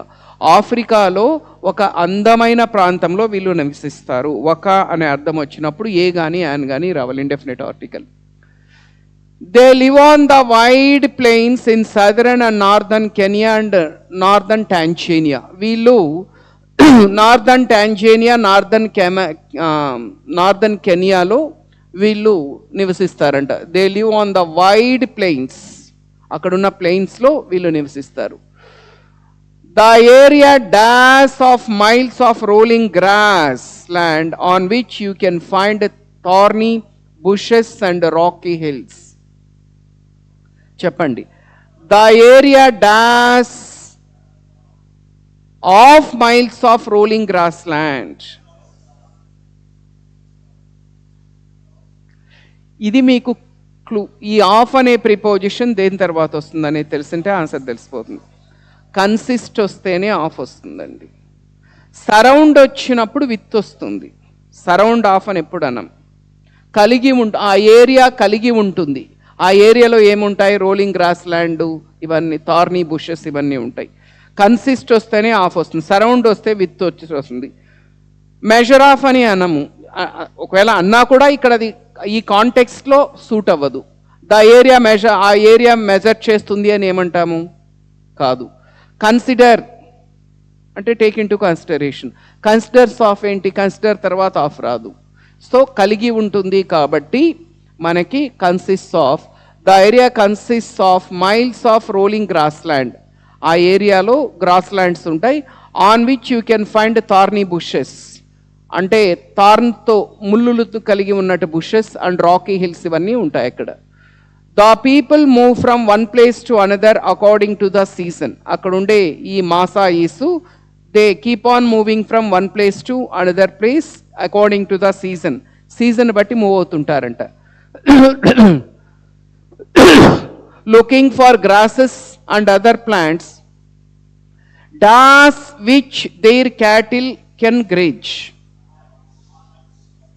On which, with which, at which, by which. On which అండి, ఎందుకంటే వీళ్ళ దగ్గర cattle ఉంటాయి కదా, ఆ క్యాటిల్కి ఫుడ్ వాటర్ ఇది కావాలి కదా. సో ఎక్కడైతే వీళ్ళ దగ్గర ఉన్న క్యాటిల్కి ఫుడ్ వాటర్ ఇలాంటివి ఉంటుందో ఆ ప్లేస్ని వెతుక్కుంటూ వెళ్తుంటారు. So looking for grasses and other plants on which their cattle can grace.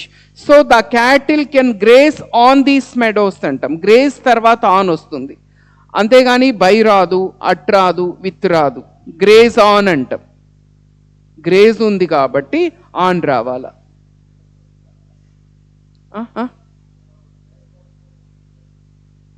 Place గురించి కాదు అక్కడ చెప్తుండేది. ఇక్కడ దే మూవ్ ఫ్రమ్,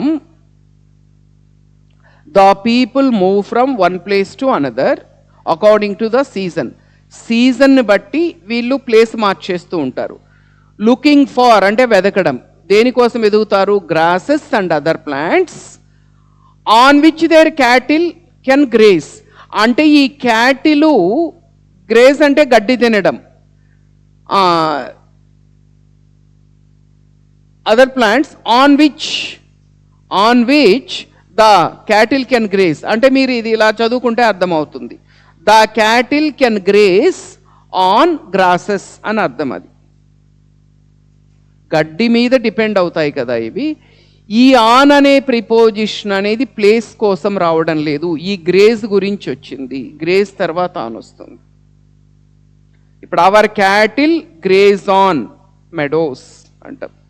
సో ఈ ఆన్ అనే ప్రిపోజిషన్ దేనికోసం వచ్చిందంటే ఈ గ్రేజ్ గురించి వచ్చిందండి. Cattle graze on some grass అలా అంటాం, ప్లేస్ గురించి కాదు అక్కడ.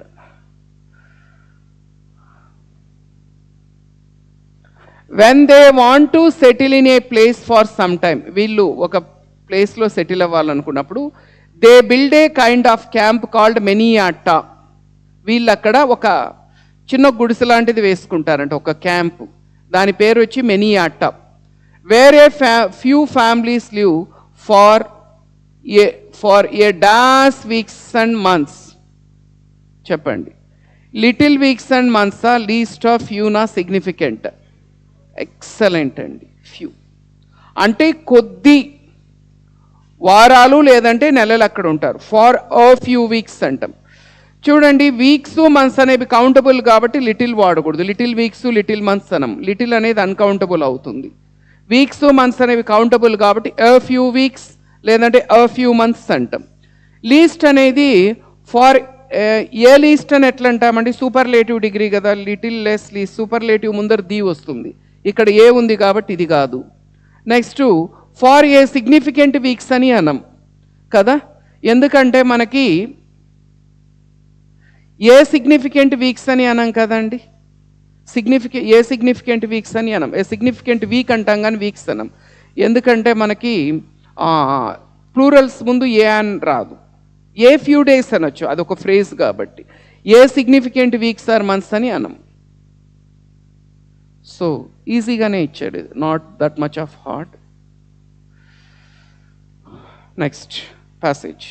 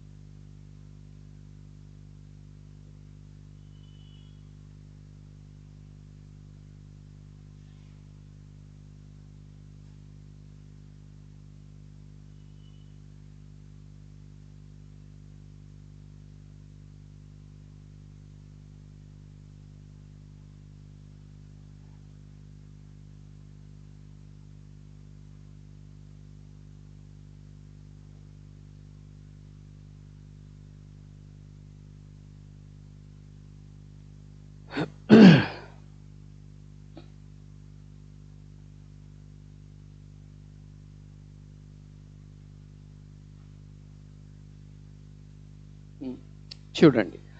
The number of students going abroad for higher studies has increased by 68.79% in the past year, according to data provided by the Minister of State in the Ministry of Education, Subhash Sarkar.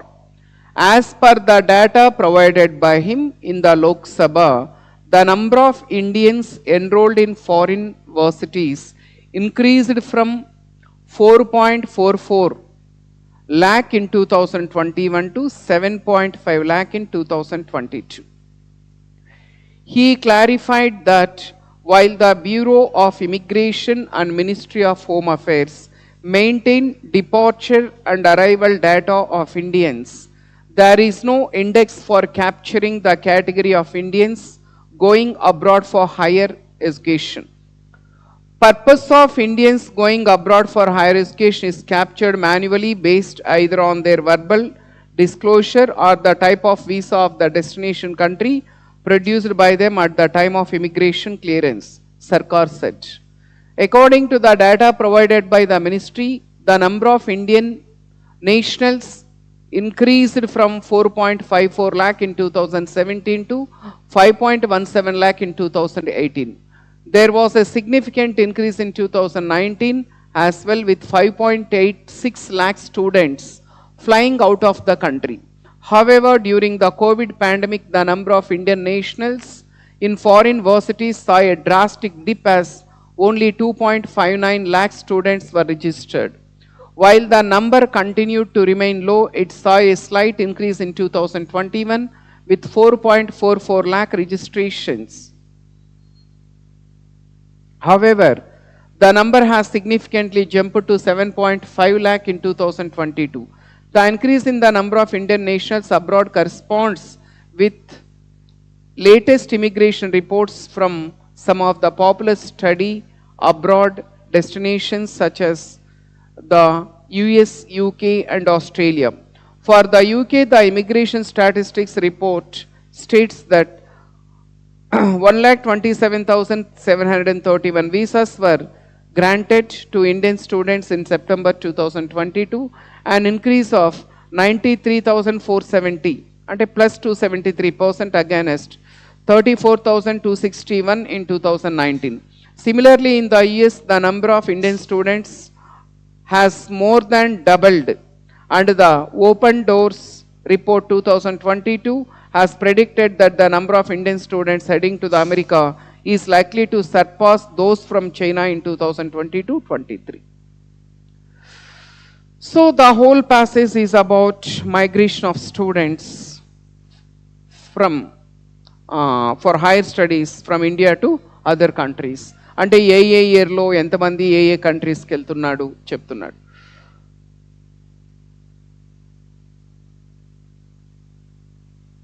First question. In 2019, how many Indian students went abroad? This is very direct question. ఇలాంటి questions ఇచ్చినప్పుడు, numbers ఇచ్చినప్పుడు ఎప్పుడైనా మీకు just ఇలా ఒక glance వేశారనుకోండి, number ఎక్కడుందో కనిపించిపోతుంది.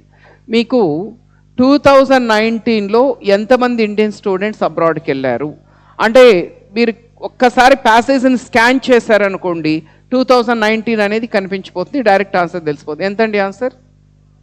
Excellent, 5.86. Just ఒకసారి glance చేస్తే సరిపోతుంది. చూడండి, 2019 అనేది ఈ పేజ్లో కనిపించలేదు. ఎస్, ఇక్కడ ఉంది చూడండి. In 2019 as well with 5.86 lakh students flying out of the country అన్నాడు. Given very clearly. This is a very very direct question. మీకు ఎప్పుడైనా ఇలా నంబర్ బేస్డ్ క్వశ్చన్స్ ఇస్తే రీడింగ్ కాంప్రహెన్షన్లో no need to read the ఎందుకంటే మనకు టైం అయిపోతుంటుంది ఎగ్జామ్లో. Just 2 minutesతో 3 minutesతో ఉంటుంది. అలాంటప్పుడు ప్యాసేజ్ మిగిలిపోయి ఉంటుంది. 2 minutes 3 minutesలో మనం ఇంత ప్యాసేజ్ చదివి అర్థం చేసుకుని ఏం చేస్తాంలేని వదిలేస్తుంటారు. ఇలా నంబర్ బేస్డ్ క్వశ్చన్స్ ఉన్నప్పుడు ఇలా జస్ట్ ఒక గ్లాన్స్ వేస్తే ఆన్సర్ తెలిసిపోతుంది. Which of the following countries is not very popular with Indian students for studies? Excellent అండి, చైనా. ఆస్ట్రేలియా, యుఎస్ఏ, యూకేకి ఎక్కువ వెళ్తుంటారు కానీ చైనాకి పెద్దగా ఎవరు వెళ్ళరు. ఇది కూడా మీకు ఇచ్చారు, ఇక్కడ ఇచ్చారు చూడండి. ఎస్, ఇక్కడ ఉంది. The increase in the number of Indian nationals abroad corresponds with the latest immigration reports from some of the popular abroad destinations such as US, UK, Australia. ఈ మూడు ఇచ్చాడు. యుఎస్ ఉంది, యూకే ఉంది, ఆస్ట్రేలియా ఉంది, but China అనేది మనకు లేదు. So answer వచ్చి D. How do we know the number of students getting visas for studies in the UK? యూకేలో ఎంతమందికి వీసాస్ వస్తుంది చదువుకోవడానికి అనేది మనకి ఎలా తెలుస్తుంది? ఏదండి? B, from the immigration statistics report. This is again a direct question. ఇది మనకి ఎక్కడుందంటే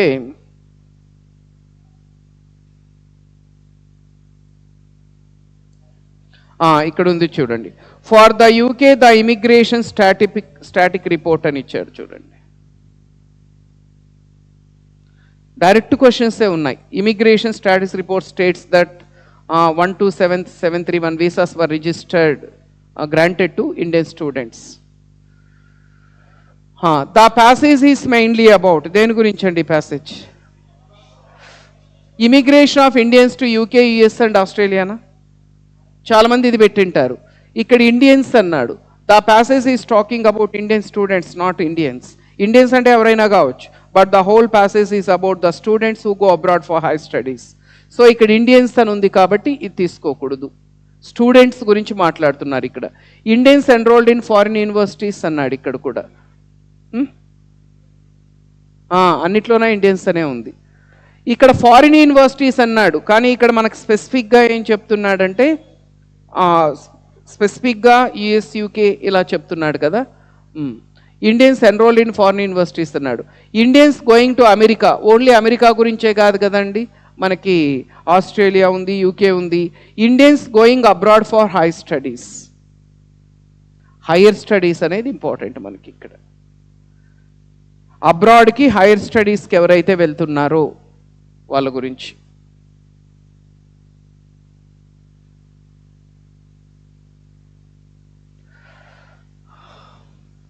నెక్స్ట్ వన్ చేయండి.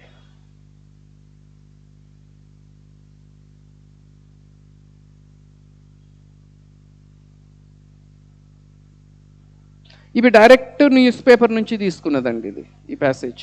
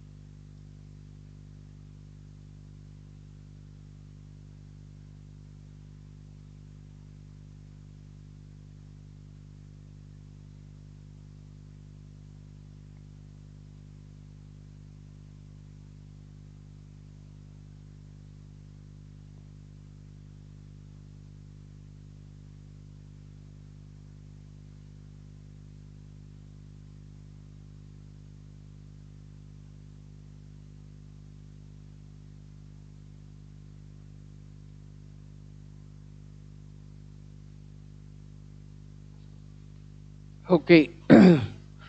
From January 28th to February 4th, 2023, a Chinese operated large white high altitude balloon was seen in North American airspace, including Alaska, Western Canada, and the contiguous United States. The American and Canadian militaries asserted that the balloon was for surveillance, while the Chinese government maintained it was a civilian meteorological research airship that had been blown off course. Analysts said that the balloon's flight path and structural characteristics made it dissimilar from those which have typically been used for meteorological research. The US Department of State said that the balloon was capable of locating electronic communication devices, including mobile phones and radios, and that American U-2 reconnaissance aircraft. What is reconnaissance, Andy?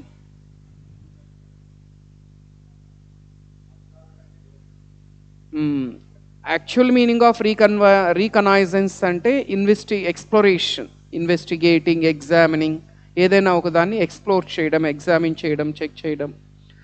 American U-2 reconnaissance aircraft deployed to track the balloon in the air revealed that the balloon carried antennas and other equipment clearly for intelligence surveillance and inconsistent with the equipment on the board weather balloons.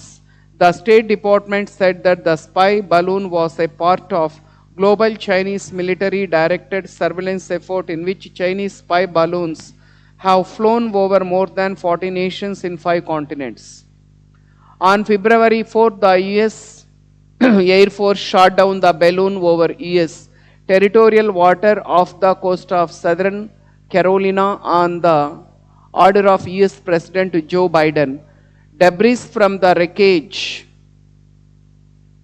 was recovered and sent to the FBI laboratory in Quantico, Virginia for analysis. The incident increased US China tensions. The incident prompted US Secretary of State Antony Blinken to delay a diplomatic visit to Beijing, which was said to be his first since 2018. It also further strained Canada China relations as Canada summoned the Chinese ambassador because of the violation of Canadian airspace. On February 3rd, the US Department of Defense announced that a second Chinese balloon was passing over Latin America, which China also said belonged to it. On February 10th,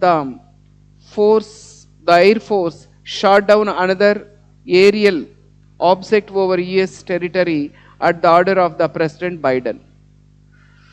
The passage is mainly about, దేని గురించి అండి passage?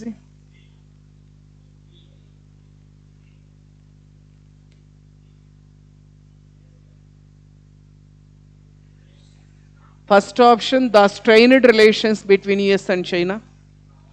ఒక్క లైన్లో చెప్పాడంతే. The whole passage is not about the strained relations between US and China.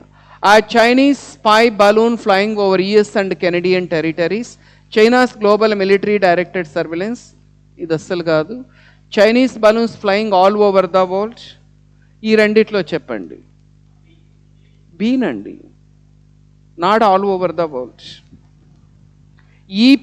ఈ particular ప్యాసేజ్లో the author is talking about the spy balloon that was flying over US and Canadian territories.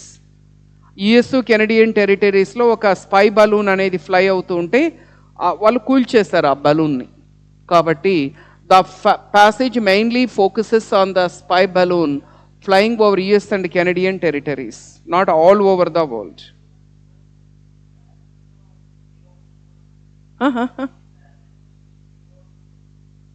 C option ఉంది, but a కాంటెక్స్ట్లో ఉందో కూడా చూడాలి కదా.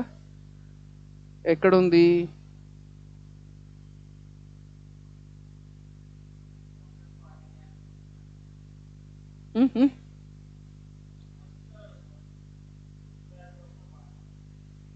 Okay. 40 continents okay. అలా అది కూడా అనుకుందాం పోనీ. 40 continents in 5 40 countries, 40 nations in 5 continents.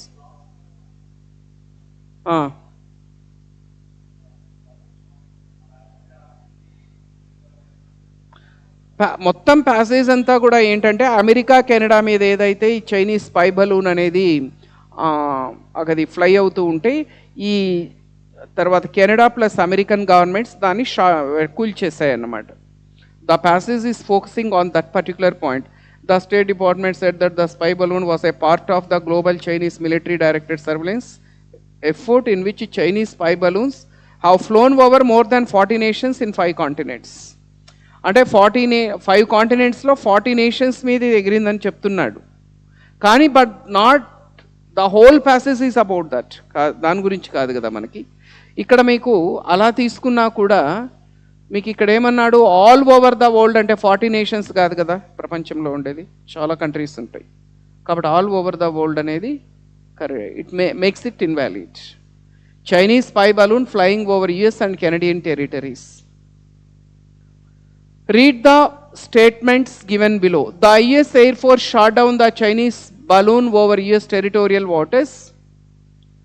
Tensions between China and US have increased. The visit of the US Secretary of State to Beijing has been postponed. 2 statements ఇచ్చాడండి. యుఎస్ ఎయిర్ ఫోర్స్ ఏం చేసింది, Chinese బెలూన్ను కూల్చేసింది.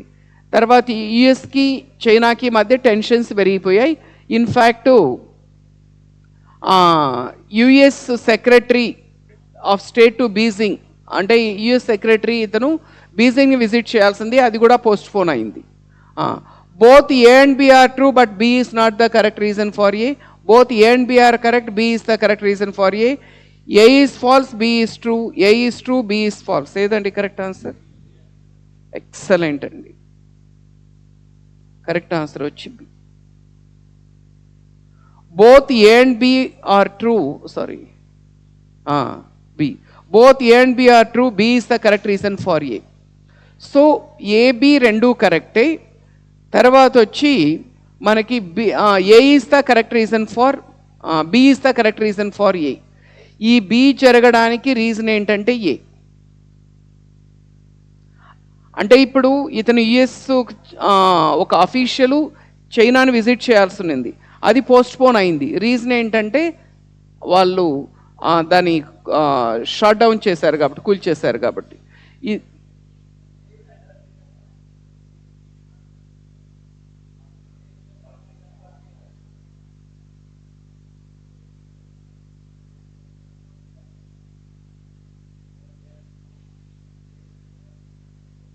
A is the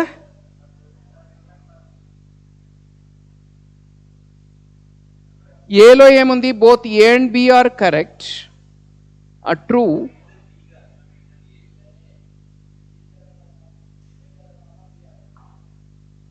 B is the correct reason for A.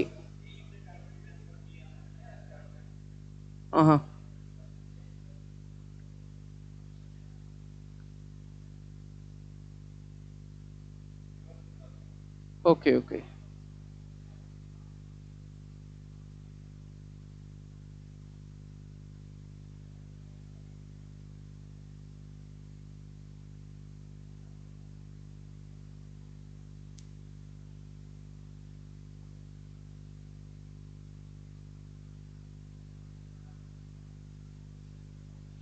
A is the correct reason for B అని ఉండింటే సరిపోయి ఉంటుంది. But ఆప్షన్స్లో మనకి ఈ ఆప్షన్సే ఇచ్చాడు కాబట్టి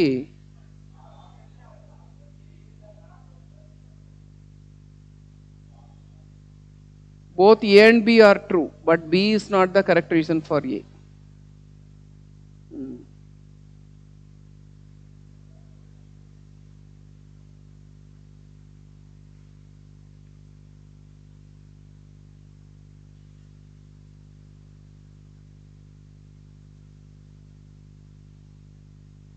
కానీ కీలో వాడు ఇదే ఇచ్చాడు.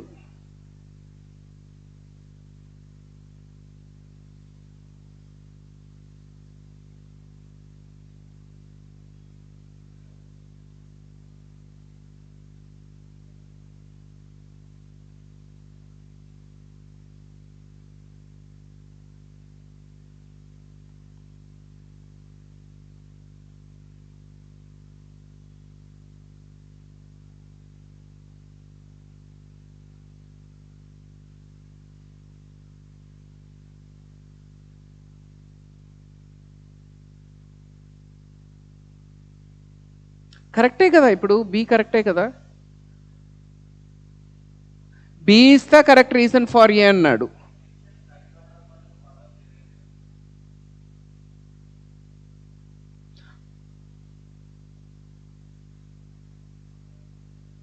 అప్పుడు మీరు A is the correct reason for B అంటే ఏమవుతుంది?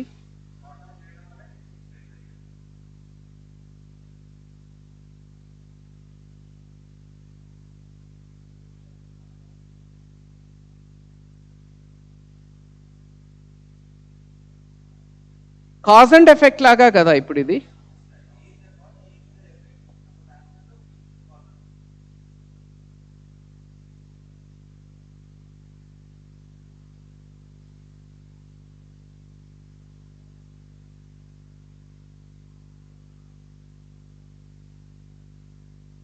ఏ is the cause, B is the effect, అంతే కదా.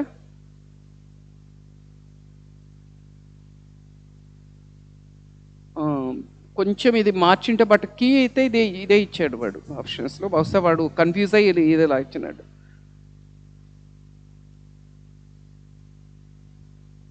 ఏ is the correct reason of B. ఇక్కడ మనకి ప్యాసేజ్లో క్లియర్గా ఇచ్చాడు చూడండి. ఇక్కడ అదే same. On February 4th the US Air Force shot down the balloons over US territorial waters of the coast of the South Carolina on the orders of US President Joe Biden. So US air force ఏం చేసిందంటే ఆ Chinese spy బలూన్ని shot down చేసేసింది on the orders of president. The incident increasing US China tensions. The incident prompted US secretary of state Antony Blinken delay A diplomatic visit to Beijing. యాక్చువల్గా ఇతను Antony Blinken అనే అతను ఈ was supposed to visit Beijing. But ఇది ఎప్పుడైతే వాళ్ళు ఆ spy బలూన్ని just కూల్చేశారో tensions increase అయ్యాయి కాబట్టి ఇతను తన విజిట్ను కూడా పోస్ట్పోన్ చేసుకోవాల్సి వచ్చింది. సో ఎందుకు అది జరిగినందుకు ఇది జరిగింది. సో ఇది వచ్చి కాజ్ అవుతుంది, ఇది వచ్చి ఎఫెక్ట్ అవుతుంది, అంటే దీనివల్ల ఇది జరిగింది. Next, how did US make sure that the balloon flying over its territory was a spy balloon? Spy balloon అని ఎలా తెలిసింది దానికి? Excellent. Its reconnaissance aircraft saw the antennas and equipment of the balloon.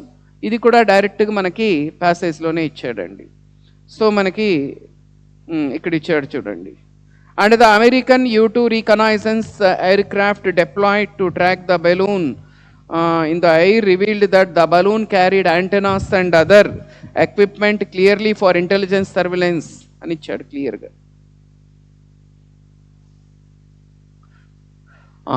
Vocabulary based question, అంటే కంటిగ్వస్ అనేది మనకి ప్యాసేజ్లో ఉంది, దీని meaning అడిగాడు. The word contiguous means adjoining, far off, spreading, separated. మనకు ఆల్రెడీ వచ్చింది ఇది అడ్జాయినింగ్. సో ఇది మనకి ఎక్కడ ఇచ్చాడంటే ప్యాసేజ్లో స్టార్టింగ్లోనే ఇచ్చాడు. ఇక్కడ ఉంది చూడండి, adjoining including Alaska, western Canada and the contiguous United States అన్నాడు. కంటిగ్వస్ అంటే మనకి వర్డ్స్ ఆఫ్ అండ్ కన్ఫ్యూజన్లో డిస్కస్ చేసాం మనం. Contagious, contiguous, contagious, contiguous. Contagious అంటే డిసీజెస్కి వాడతారు, స్ప్రెడింగ్ లేదంటే ఇన్ఫెక్చువస్. కంటిగ్వస్ అంటే అడ్జసెంట్, పక్క పక్కన ఉన్న, అడ్జసెంట్, నైబరింగ్.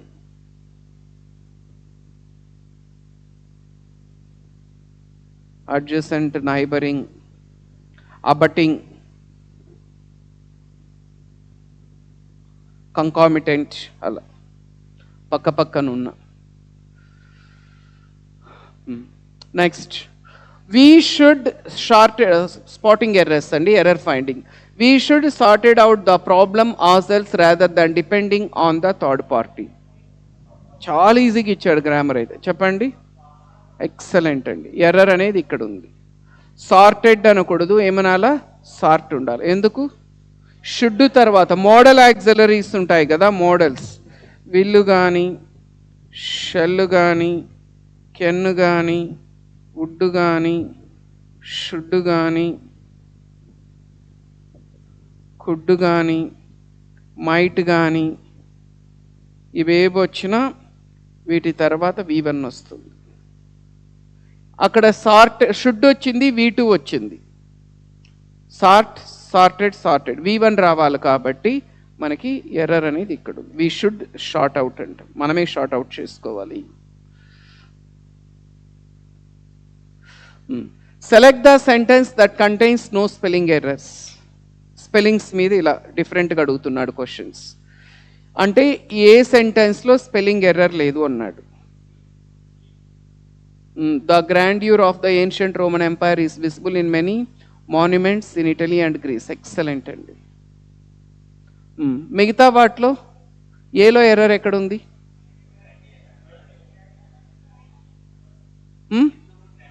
గ్రాండియర్ అనేది రాంగ్ ఉంది అన్నిట్లో కూడా. GRANDEUR కదా గ్రాండియర్, ఇది కరెక్ట్ స్పెల్లింగ్. ఇక్కడ రాంగ్, ఇక్కడ కూడా స్పెల్లింగ్ రాంగ్ ఉంది, ఇక్కడ కూడా స్పెల్లింగ్ రాంగ్ ఉంది. DUER ఉంది ఇక్కడ. అంటే ద గ్రాండ్నెస్ అంటారు కదా, majesty, splendidness, the grandeur of the ancient Roman empire. Next easy, active voice, passive voice. The mistress appointed him monitor. Appointed అనేది ఏంటి? V2 వచ్చినప్పుడు ఏం రావాలి మీకు? వాజ్ ఆర్ వర్ రావాలి. మీకు ఒకే ఒక ఆప్షన్లో వాజ్ ఉంది. He was appointed monitor by the mistress. Next. Hera inquired how I was doing being all alone in my house. ఇండైరెక్ట్ నుంచి డైరెక్ట్కి మార్చమన్నాడు. దేని మారిస్తే అది వస్తుంది. ఎక్సలెంట్ అండి. How are you doing being all alone in your house. అంటే నువ్వు ఇంట్లో ఒక్కతే ఉంటున్నావు కదా, ఎలా మేనేజ్ చేస్తున్నావు, ఎలా ఉండగలుగుతున్నావు అని. దీన్ని చేంజ్ చేస్తే అది వస్తుంది. మిగతా ఎందుకు కాదో చూద్దాం. ఫస్ట్ వన్లో హౌ అనేది లేదు, క్వశ్చన్లో హౌ ఉంది కాబట్టి దీన్ని ఎలిమినేట్ చేయొచ్చు. సెకండ్ వన్ ఎందుకు కాదు? మై హౌస్ అని ఉంది. ఓకే, అడిగేటప్పుడు యువర్ హౌస్ అని అడుగుతారు కదా, మై ప్రొనౌన్ చేంజ్ అవ్వాలి. నెక్స్ట్ డి ఎందుకు కాదు? How are you doing being all alone in your house. How you are అంటే స్టేట్మెంట్ రూపంలో ఉంది, క్వశ్చన్ రూపంలో లేదు. నెక్స్ట్ చూడండి, ఇలా వెరైటీగా అడిగాడు synonyms. Identify the pair of synonyms from the underlined words in the given sentence. ఒక సెంటెన్స్ ఇచ్చాడు, ఇందులో మనకి 2 వర్డ్స్కి సేమ్ మీనింగ్ ఉందంట. ఏ 2 వర్డ్స్కి సేమ్ మీనింగ్ ఉంది అని అడిగాడు. It was a fairly foul day as omens could be seen in abundance from the threshold of his border town ever since the dawn struck.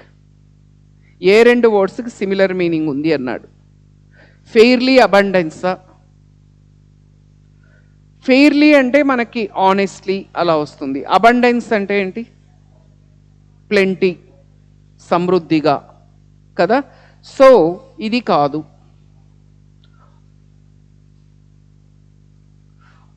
Foul అంటే bad అని కదా. Omen అంటే ఏంటి? Sign of something bad is going to happen. అశుభ శకునం అంటారు కదా, అంటే ఏదో చెడు, అంటే కీడును శంకించడం అంటారు కదా, ఓమెన్ అంటారు. Sign of something bad is going to happen. So ఇది కూడా కాదు. డే బార్డర్ అస్సలు కాదు, అంటే ఖచ్చితంగా ఇదే ఉండాలి. థ్రెషోల్డ్ అంటే ఏంటంటే స్టార్టింగ్ అని అర్థం, బిగినింగ్ ఆఫ్ సంథింగ్. డాన్ అన్నా కూడా బిగినింగే కదా. థ్రెషోల్డ్ అన్నా డాన్ అన్నా స్టార్టింగ్ పాయింట్ అని అర్థం. బిగినింగ్, స్టార్టింగ్ రెండు సిమిలర్ మీనింగ్. సో ఆన్సర్ వచ్చింది.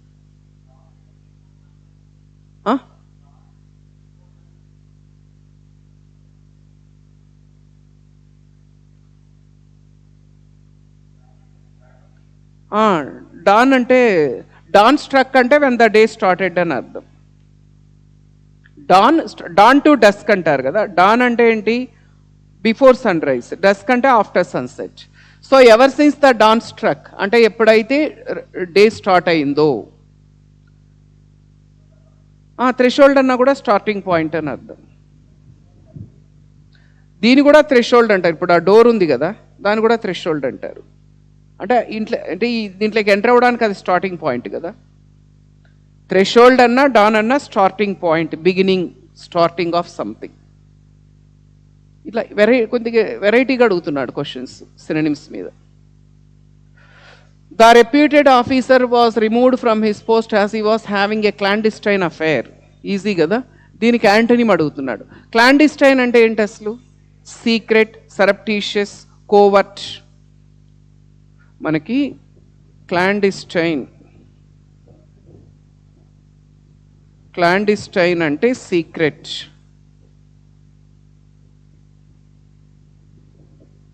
సరప్టీషియస్, కోవర్ట్, స్టెల్దీ, ఇవన్నీ సినోనిమ్స్ అండి. ఏదైనా రహస్యంగా చేస్తే దాన్ని క్లాండిస్టైన్ అంటారు. దానికి ఆపోజిట్ ఏంటి? క్యాజువలా? ఓవర్ట్ అండి, క్యాజువల్ కాదు. ఓవర్ట్ అంటే ఓపెన్, పబ్లిక్. సీక్రెట్గా చేస్తే కోవర్ట్ అంటారు. పబ్లిక్గా నలుగురు ముందు చేస్తే అంటే క్లాండిస్టైన్కి ఎగ్జాక్ట్ ఆపోజిట్ వచ్చి ఓవర్ట్. Covert, overt. అమోరస్ అంటే లస్ట్, సెక్సువల్ లవ్ అంటారు కదా, అది. క్యాజువల్ అంటే నాన్ సీరియస్ అని. Casual is non serious. Surreptitious అంటే done secretly, synonym.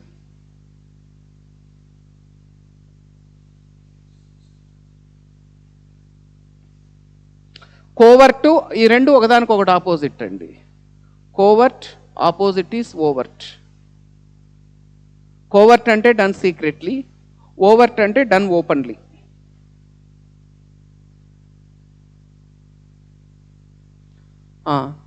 One word substitutes. Photographers who follow celebrities to get their pictures to sell them. Excellent అండి. Paparazzi అంటారు.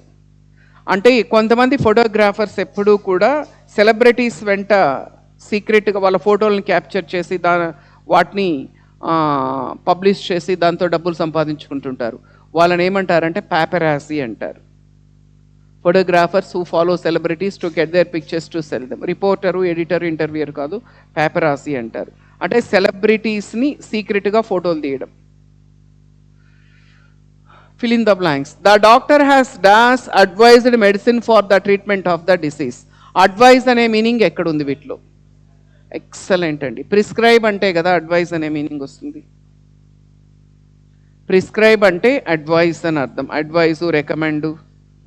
ప్రొస్క్రైబ్ అంటే చెప్పండి? Prohibit, forbid. Words often confused based ఇచ్చాడు. Prevent అంటే stop, avoid. Present అంటే తెలుసు. So answer వచ్చి D. The wind dash so powerfully that the door closed. చూడండి ఒకేలా ఉన్నాయి అన్నీ కూడా. బ్లో, బ్లూ, బ్లూస్, బ్లూ అని ఇచ్చాడు. చూడండి ఇక్కడ పాస్ట్ టెన్స్ ఉంది, డోర్ క్లోజ్డ్ అని. ఇక్కడ పాస్ట్ టెన్స్ వచ్చినప్పుడు ఇక్కడ కూడా పాస్ట్ టెన్స్ రావాలి. బ్లో అనేది ప్రెజెంట్ టెన్స్, దానికి పాస్ట్ టెన్స్ బ్లూ. గాలి వీస్తుంది కదా, బ్లూ. ఈ బ్లూ అనేది మన కలర్ని ఇండికేట్ చేస్తుంది. ఈ బ్లూస్ అంటే డిప్రెషన్ అని అర్థం. ఈజ్ ఇన్ బ్లూస్ అంటారు, అంటే ఈజ్ ఇన్ డిప్రెషన్. బ్లూని ప్లూరల్గా వాడితే డిప్రెషన్. బిఎల్యూఈ బ్లూ అంటే మనకి కలర్. అంటే గాలి ఎంత బలంగా వీచిందంటే డోర్లన్నీ క్లోజ్ అయిపోయాయి ఆ గాలికి. నెక్స్ట్ 35.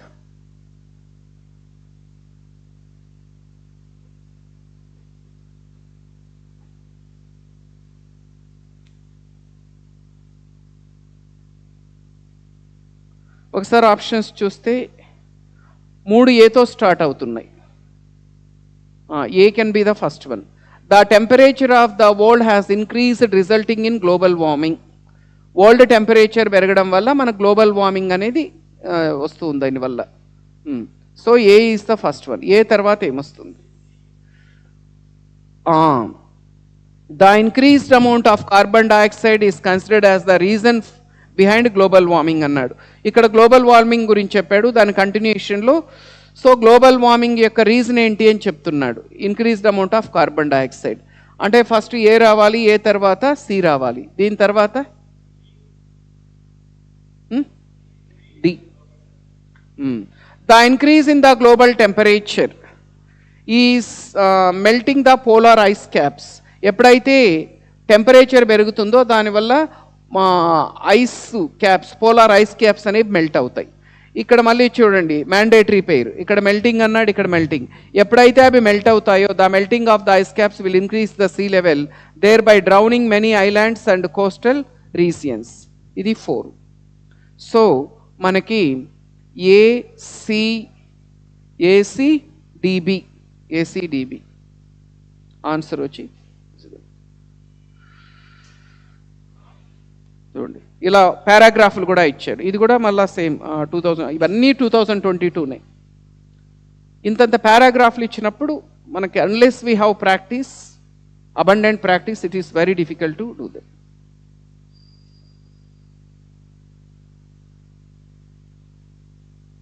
ఒక మ్యాండేటరీ పెయిర్ ఉంది, అది కనుక్కుంటే ఆన్సర్ వచ్చేస్తుంది దీనికి.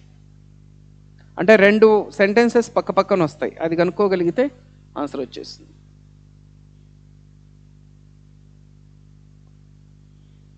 ఎక్సలెంట్, అది తెలిస్తే ఆన్సర్ వచ్చేస్తుంది.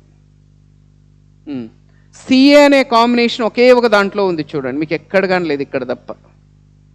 సి పక్కన ఏ వస్తుంది అని ఎలా తెలుస్తుంది అంటే ఒకసారి సి సెంటెన్స్ చూడండి. The most important day I remember in all my life is the one which my teacher Annie Mansfield Sullivan came to me, and I am filled with wonder when I consider the immeasurable contrast between two lives which it connects, and it was the 3rd of March 1887, 3 months before I was 7 years old. The most అంటే ఈ సిలో ఒక నా జీవితంలో ఒక ముఖ్యమైన రోజు వచ్చింది, ఆ రోజు మా టీచర్ వచ్చింది అని చెప్తున్నారు. నెక్స్ట్ ఏలో చూడండి, on the afternoon of that eventful day, ఆ రోజు ఆఫ్టర్నూన్. దట్ డే అంటే ఏ డే? ఇక్కడ ఏదైతే రోజు గురించి మాట్లాడుతున్నారో వాళ్ళ టీచర్ వచ్చిందో, హెలెన్ కెల్లర్ గురించి ప్యాసేజ్ ఇది, ఆ డే గురించి మాట్లాడుతున్నారు. అంటే దీని కంటిన్యూషన్ ఇది. సి తర్వాత ఏ రావాలి, సి తర్వాత ఏ వచ్చిన ఆప్షన్ ఇది ఒకటే ఉంది కాబట్టి ఆన్సర్ ఇది. ఇంకెక్కడ సి తర్వాత ఏ లేదు. దాని తర్వాత డి వస్తుంది. ద ఆఫ్టర్నూన్ సన్ పెనట్రేటెడ్, అక్కడ ఆఫ్టర్నూన్ ఉంది కదా, మళ్ళీ దాని continuation.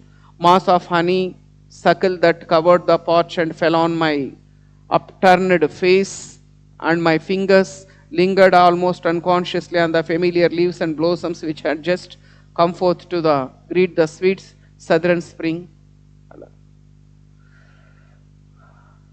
Comprehension.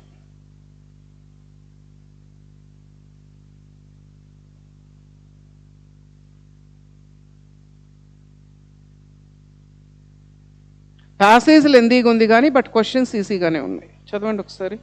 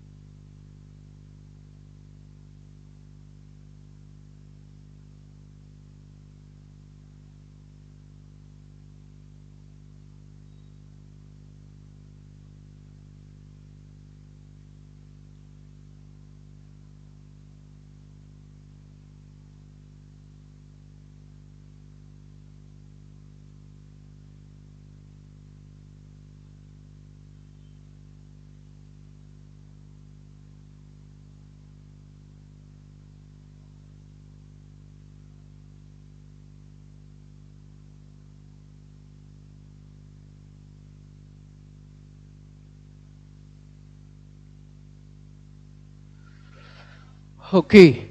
Amidst a maze of rocks tucked in the Aravalli mountain ranges of Haryana, a team of archaeologists discovered cave paintings they believe belong to the upper Paleolithic age. The cave paintings have been discovered just outside the national capital and a stone's throw away from a holy grove called Mangar Bani, the region's only surviving patch of primary forest. While the residents of the village have been familiar with the paintings for ages, the Haryana government's Museum and Archaeology Department took note of them just recently. A fact finding team was sent to the area in the last week of June. The team came across cave paintings comprising images of human figurines, animal foliage, and geometric drawings. While some have paled over time, others are still very visible. They also discovered rock art and open air ceremonial sites. Next, Banani Bhattacharya, Deputy Director of the Department of Archaeology and Museums, informed so far cave paintings in Delhi NCR have only been found here. The paintings are yet to be dated, but at least some of them belong to the Upper Paleolithic period in all likelihood. We are viewing the paintings in continuation with the Sonian culture which has been found in Sivalik Hills, Narmada and Aravallis. Most of the cave paintings found were in ochre color, but some were in white. As per experts, cave paintings in white are usually from a later stage, early contemporary era, while Stone Age paintings are more often than not in ochre. Stone Age paintings generally use red and ochre colors. Stones of this color used to be available locally, and inhabitants crushed the stones for preparing the color for paintings, added Bhattacharya. The Upper Paleolithic age began around 40,000 years ago and lasted till around 10,000 years ago. While yet to be established through archaeological dating, Bhattacharya says the Mangar cave art is 20,000 to 40,000 years old. Bhattacharya claimed that the discovery is extremely significant, starting from the lower Paleolithic to middle Paleolithic, then upper Paleolithic. We see the evolution here. We have found significant remains of lower Paleolithic till middle and upper Paleolithic period too, she explained. Though tools from the Paleolithic age have been identified earlier in parts of the Aravallis, it is for the first time that the cave paintings and rock art of large magnitude have been found in Haryana, she added. The cave paintings found in Aravalli Hills are significantly main because, ఎందుకండి? Excellent అండి. Answer D. They depict the evolution from lower to upper Paleolithic period. Lower నుంచి upper Palaeolithic period ఎవల్యూషన్ని అవి depict చేస్తాయి. This is a very direct question. Depict అంటే describe, show అని అర్థం. Indicate, exhibit. ఇక్కడ ఉంది చూడండి, ఇక్కడ నుంచి. Claimed that the discovery is extremely significant, starting from the lower Paleolithic to middle Paleolithic, then upper Paleolithic. We see the evolution here అన్నాడు. Evolution అంటే ఏ విధంగా ఇవి ఎవాల్వ్ అయ్యాయి, లోయర్ నుంచి మిడిల్కి, మిడిల్ నుంచి అప్పర్కి ఎలా ఎవాల్వ్ అయ్యాయి అనేవి ఇండికేట్ చేస్తాయి. కాబట్టి ఈ డిస్కవరీ అనేది చాలా సిగ్నిఫికెంట్ అని చెప్పచ్చు. Answer D. Most of the cave paintings found in Mangar forest area in Haryana are in which color? It's a very easy and direct question. ఏదండి? ochre, OCHRE. డైరెక్ట్ క్వశ్చన్ ఇది.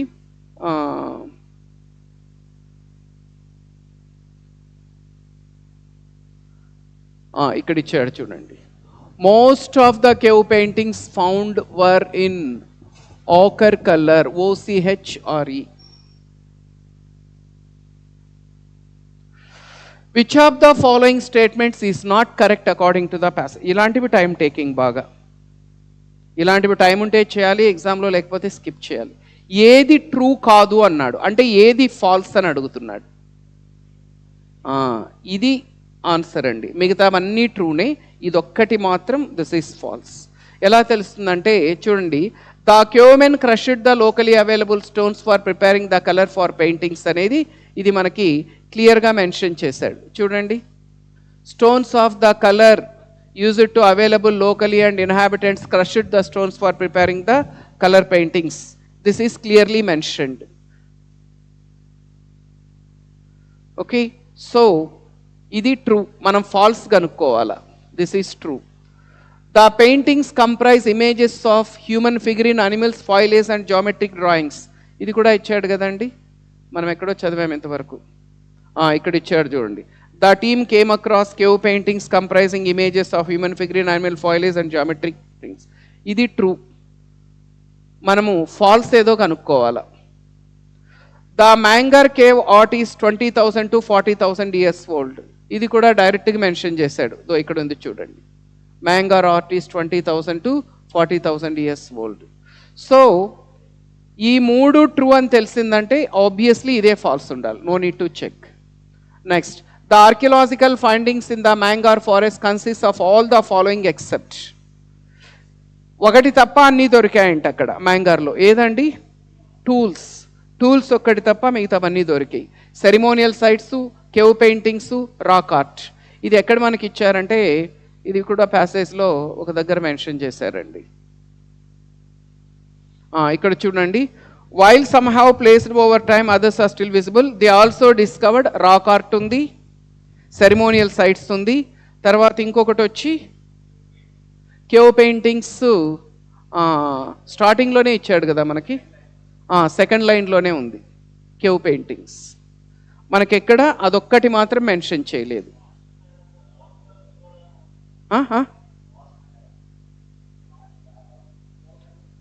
Though tools from the Paleolithic, Upper Paleolithic periods too, she explained, though tools from the Paleolithic ages have been identified earlier in parts of Aravallis, it is the first time that the cave paintings and rock art of large magnitude have been found in Haryana. ఇక్కడ ఏమన్నాడు?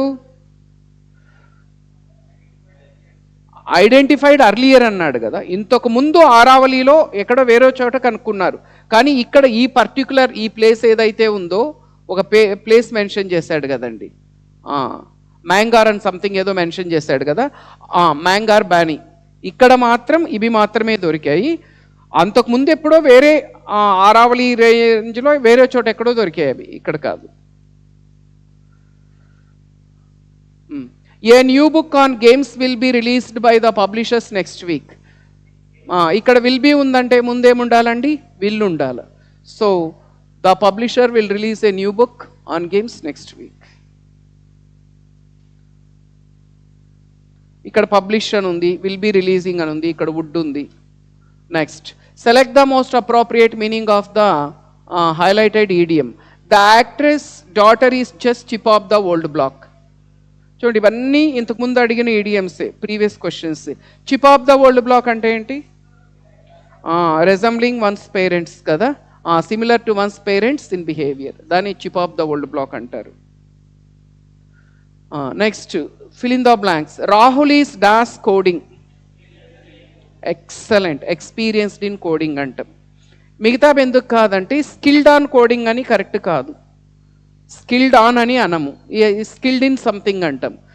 రాహుల్ ఈ strong of coding ఏంటి? Strong in అంటాం, strong of అని అనము. Experienced of అనం కదా, experienced in అంటాం. Is experienced in doing so and so అంటాం, ఎక్స్పీరియన్స్డ్ ఆఫ్ అనం. ఎక్స్పీరియన్స్ తర్వాత ఇన్ వస్తుంది, సో కరెక్ట్ ఆన్సర్ వచ్చింది. Dash knowledge in this field is really profound. చూడండి, దేరు దేరు దేరు అన్నీ ఒకేలా ఉన్నాయి. ఇక్కడ చూడండి, ఇది నౌన్ కదా, నౌన్ ముందర అడ్జెక్టివ్ రావాలా. Their knowledge, ever knowledge? Their knowledge. Answer వచ్చి బి. ఇక్కడ దేర్ నాలెడ్జ్, దేర్ అనేది అడ్వర్బ్ అవుతుంది, దేర్ అంటే అక్కడ. దేర్ నాలెడ్జ్ కాదు, ఇది దే ఆర్ అని అర్థం. దే ఆర్ నాలెడ్జ్ అంటామా? Their knowledge. My book possessive case కదా, అది possessive pronoun. Last one, parajumbles. ఒకసారి ఆప్షన్స్ చూసుకోండి. పి, క్యూ, పిఎస్, రెండు పీతో స్టార్ట్ అవుతున్నాయి. సో పి ఏమైనా ఛాన్స్ ఉందేమో చూడండి. Perhaps no definition of democracy is more popular and universally acceptable than what is given by Abraham Lincoln. He defines democracy as a government of the people, by the people and for the people. చూడండి, ఈ రెండు mandatory పేరు కదండి. ఇక్కడ Abraham Lincoln అన్నాడు, ఇక్కడ he అన్నాడు. కాబట్టి పి తర్వాత క్యూ రావాలి ఖచ్చితంగా. పీక్యూ మ్యాండేటరీ పేరు. సో పీక్యూ మనకి ఎక్కడెక్కడ ఉందండి? ఒకే ఒక ఆప్షన్లో ఉంది కాబట్టి అదే ఆన్సర్. ఇంకెక్కడా పీ తర్వాత క్యూ లేదు, అంతే కదా. ఇక్కడ అబ్రహాం లింకన్ అన్నాడు, ఇక్కడ హీ అన్నాడు. హీ అనేది ఎవరిని ఇండికేట్ చేస్తుంది? అబ్రహాం లింకన్ని. అంటే పీక్యూ మ్యాండేటరీ పేరు. పీ తర్వాత క్యూ ఉండే ఆప్షన్ ఇది ఒకటే ఉంది. ఇదండి, that's all for today. So ఈ విధంగా ఇస్తున్నాడు. మెయిన్ మీకు గుర్తుపెట్టుకోండి, నిజంగానే జాబ్ కావాలంటే మాత్రం focus more on cloze test, parajumbles and reading comprehension. Daily కనీసం ఒక 1 hour మీరు వీటి కోసం అలాట్ చేసినా కూడా ఖచ్చితంగా చాలా మంచి స్కోర్. మీరు ఇప్పుడు మిగతావన్నీ చూశారు. వొకాబులరీ కూడా మరి అంత హార్డ్ ఏం లేదు. 1 words, ఈడియమ్స్ అన్నీ రిపీటెడ్డే అడుగుతున్నాడు ఎక్కువగా. సినోనిమ్స్ దగ్గర కొంచెం టైట్ చేస్తున్నాడు అక్కడక్కడ. మనకి హార్డ్ అనిపిస్తున్నది రీడింగ్ కాంప్రహెన్షన్ కూడా హార్డ్ కాదు. ఇన్ఫ్యాక్ట్ అది కొంచెం రీడింగ్ హ్యాబిట్ ఉంటే చాలా ఈజీగా చేసేస్తారు. Parajumbles, reading comprehension, cloze test, ఈ మూడిటి ఎక్కువ ప్రాక్టీస్ చేయాలి.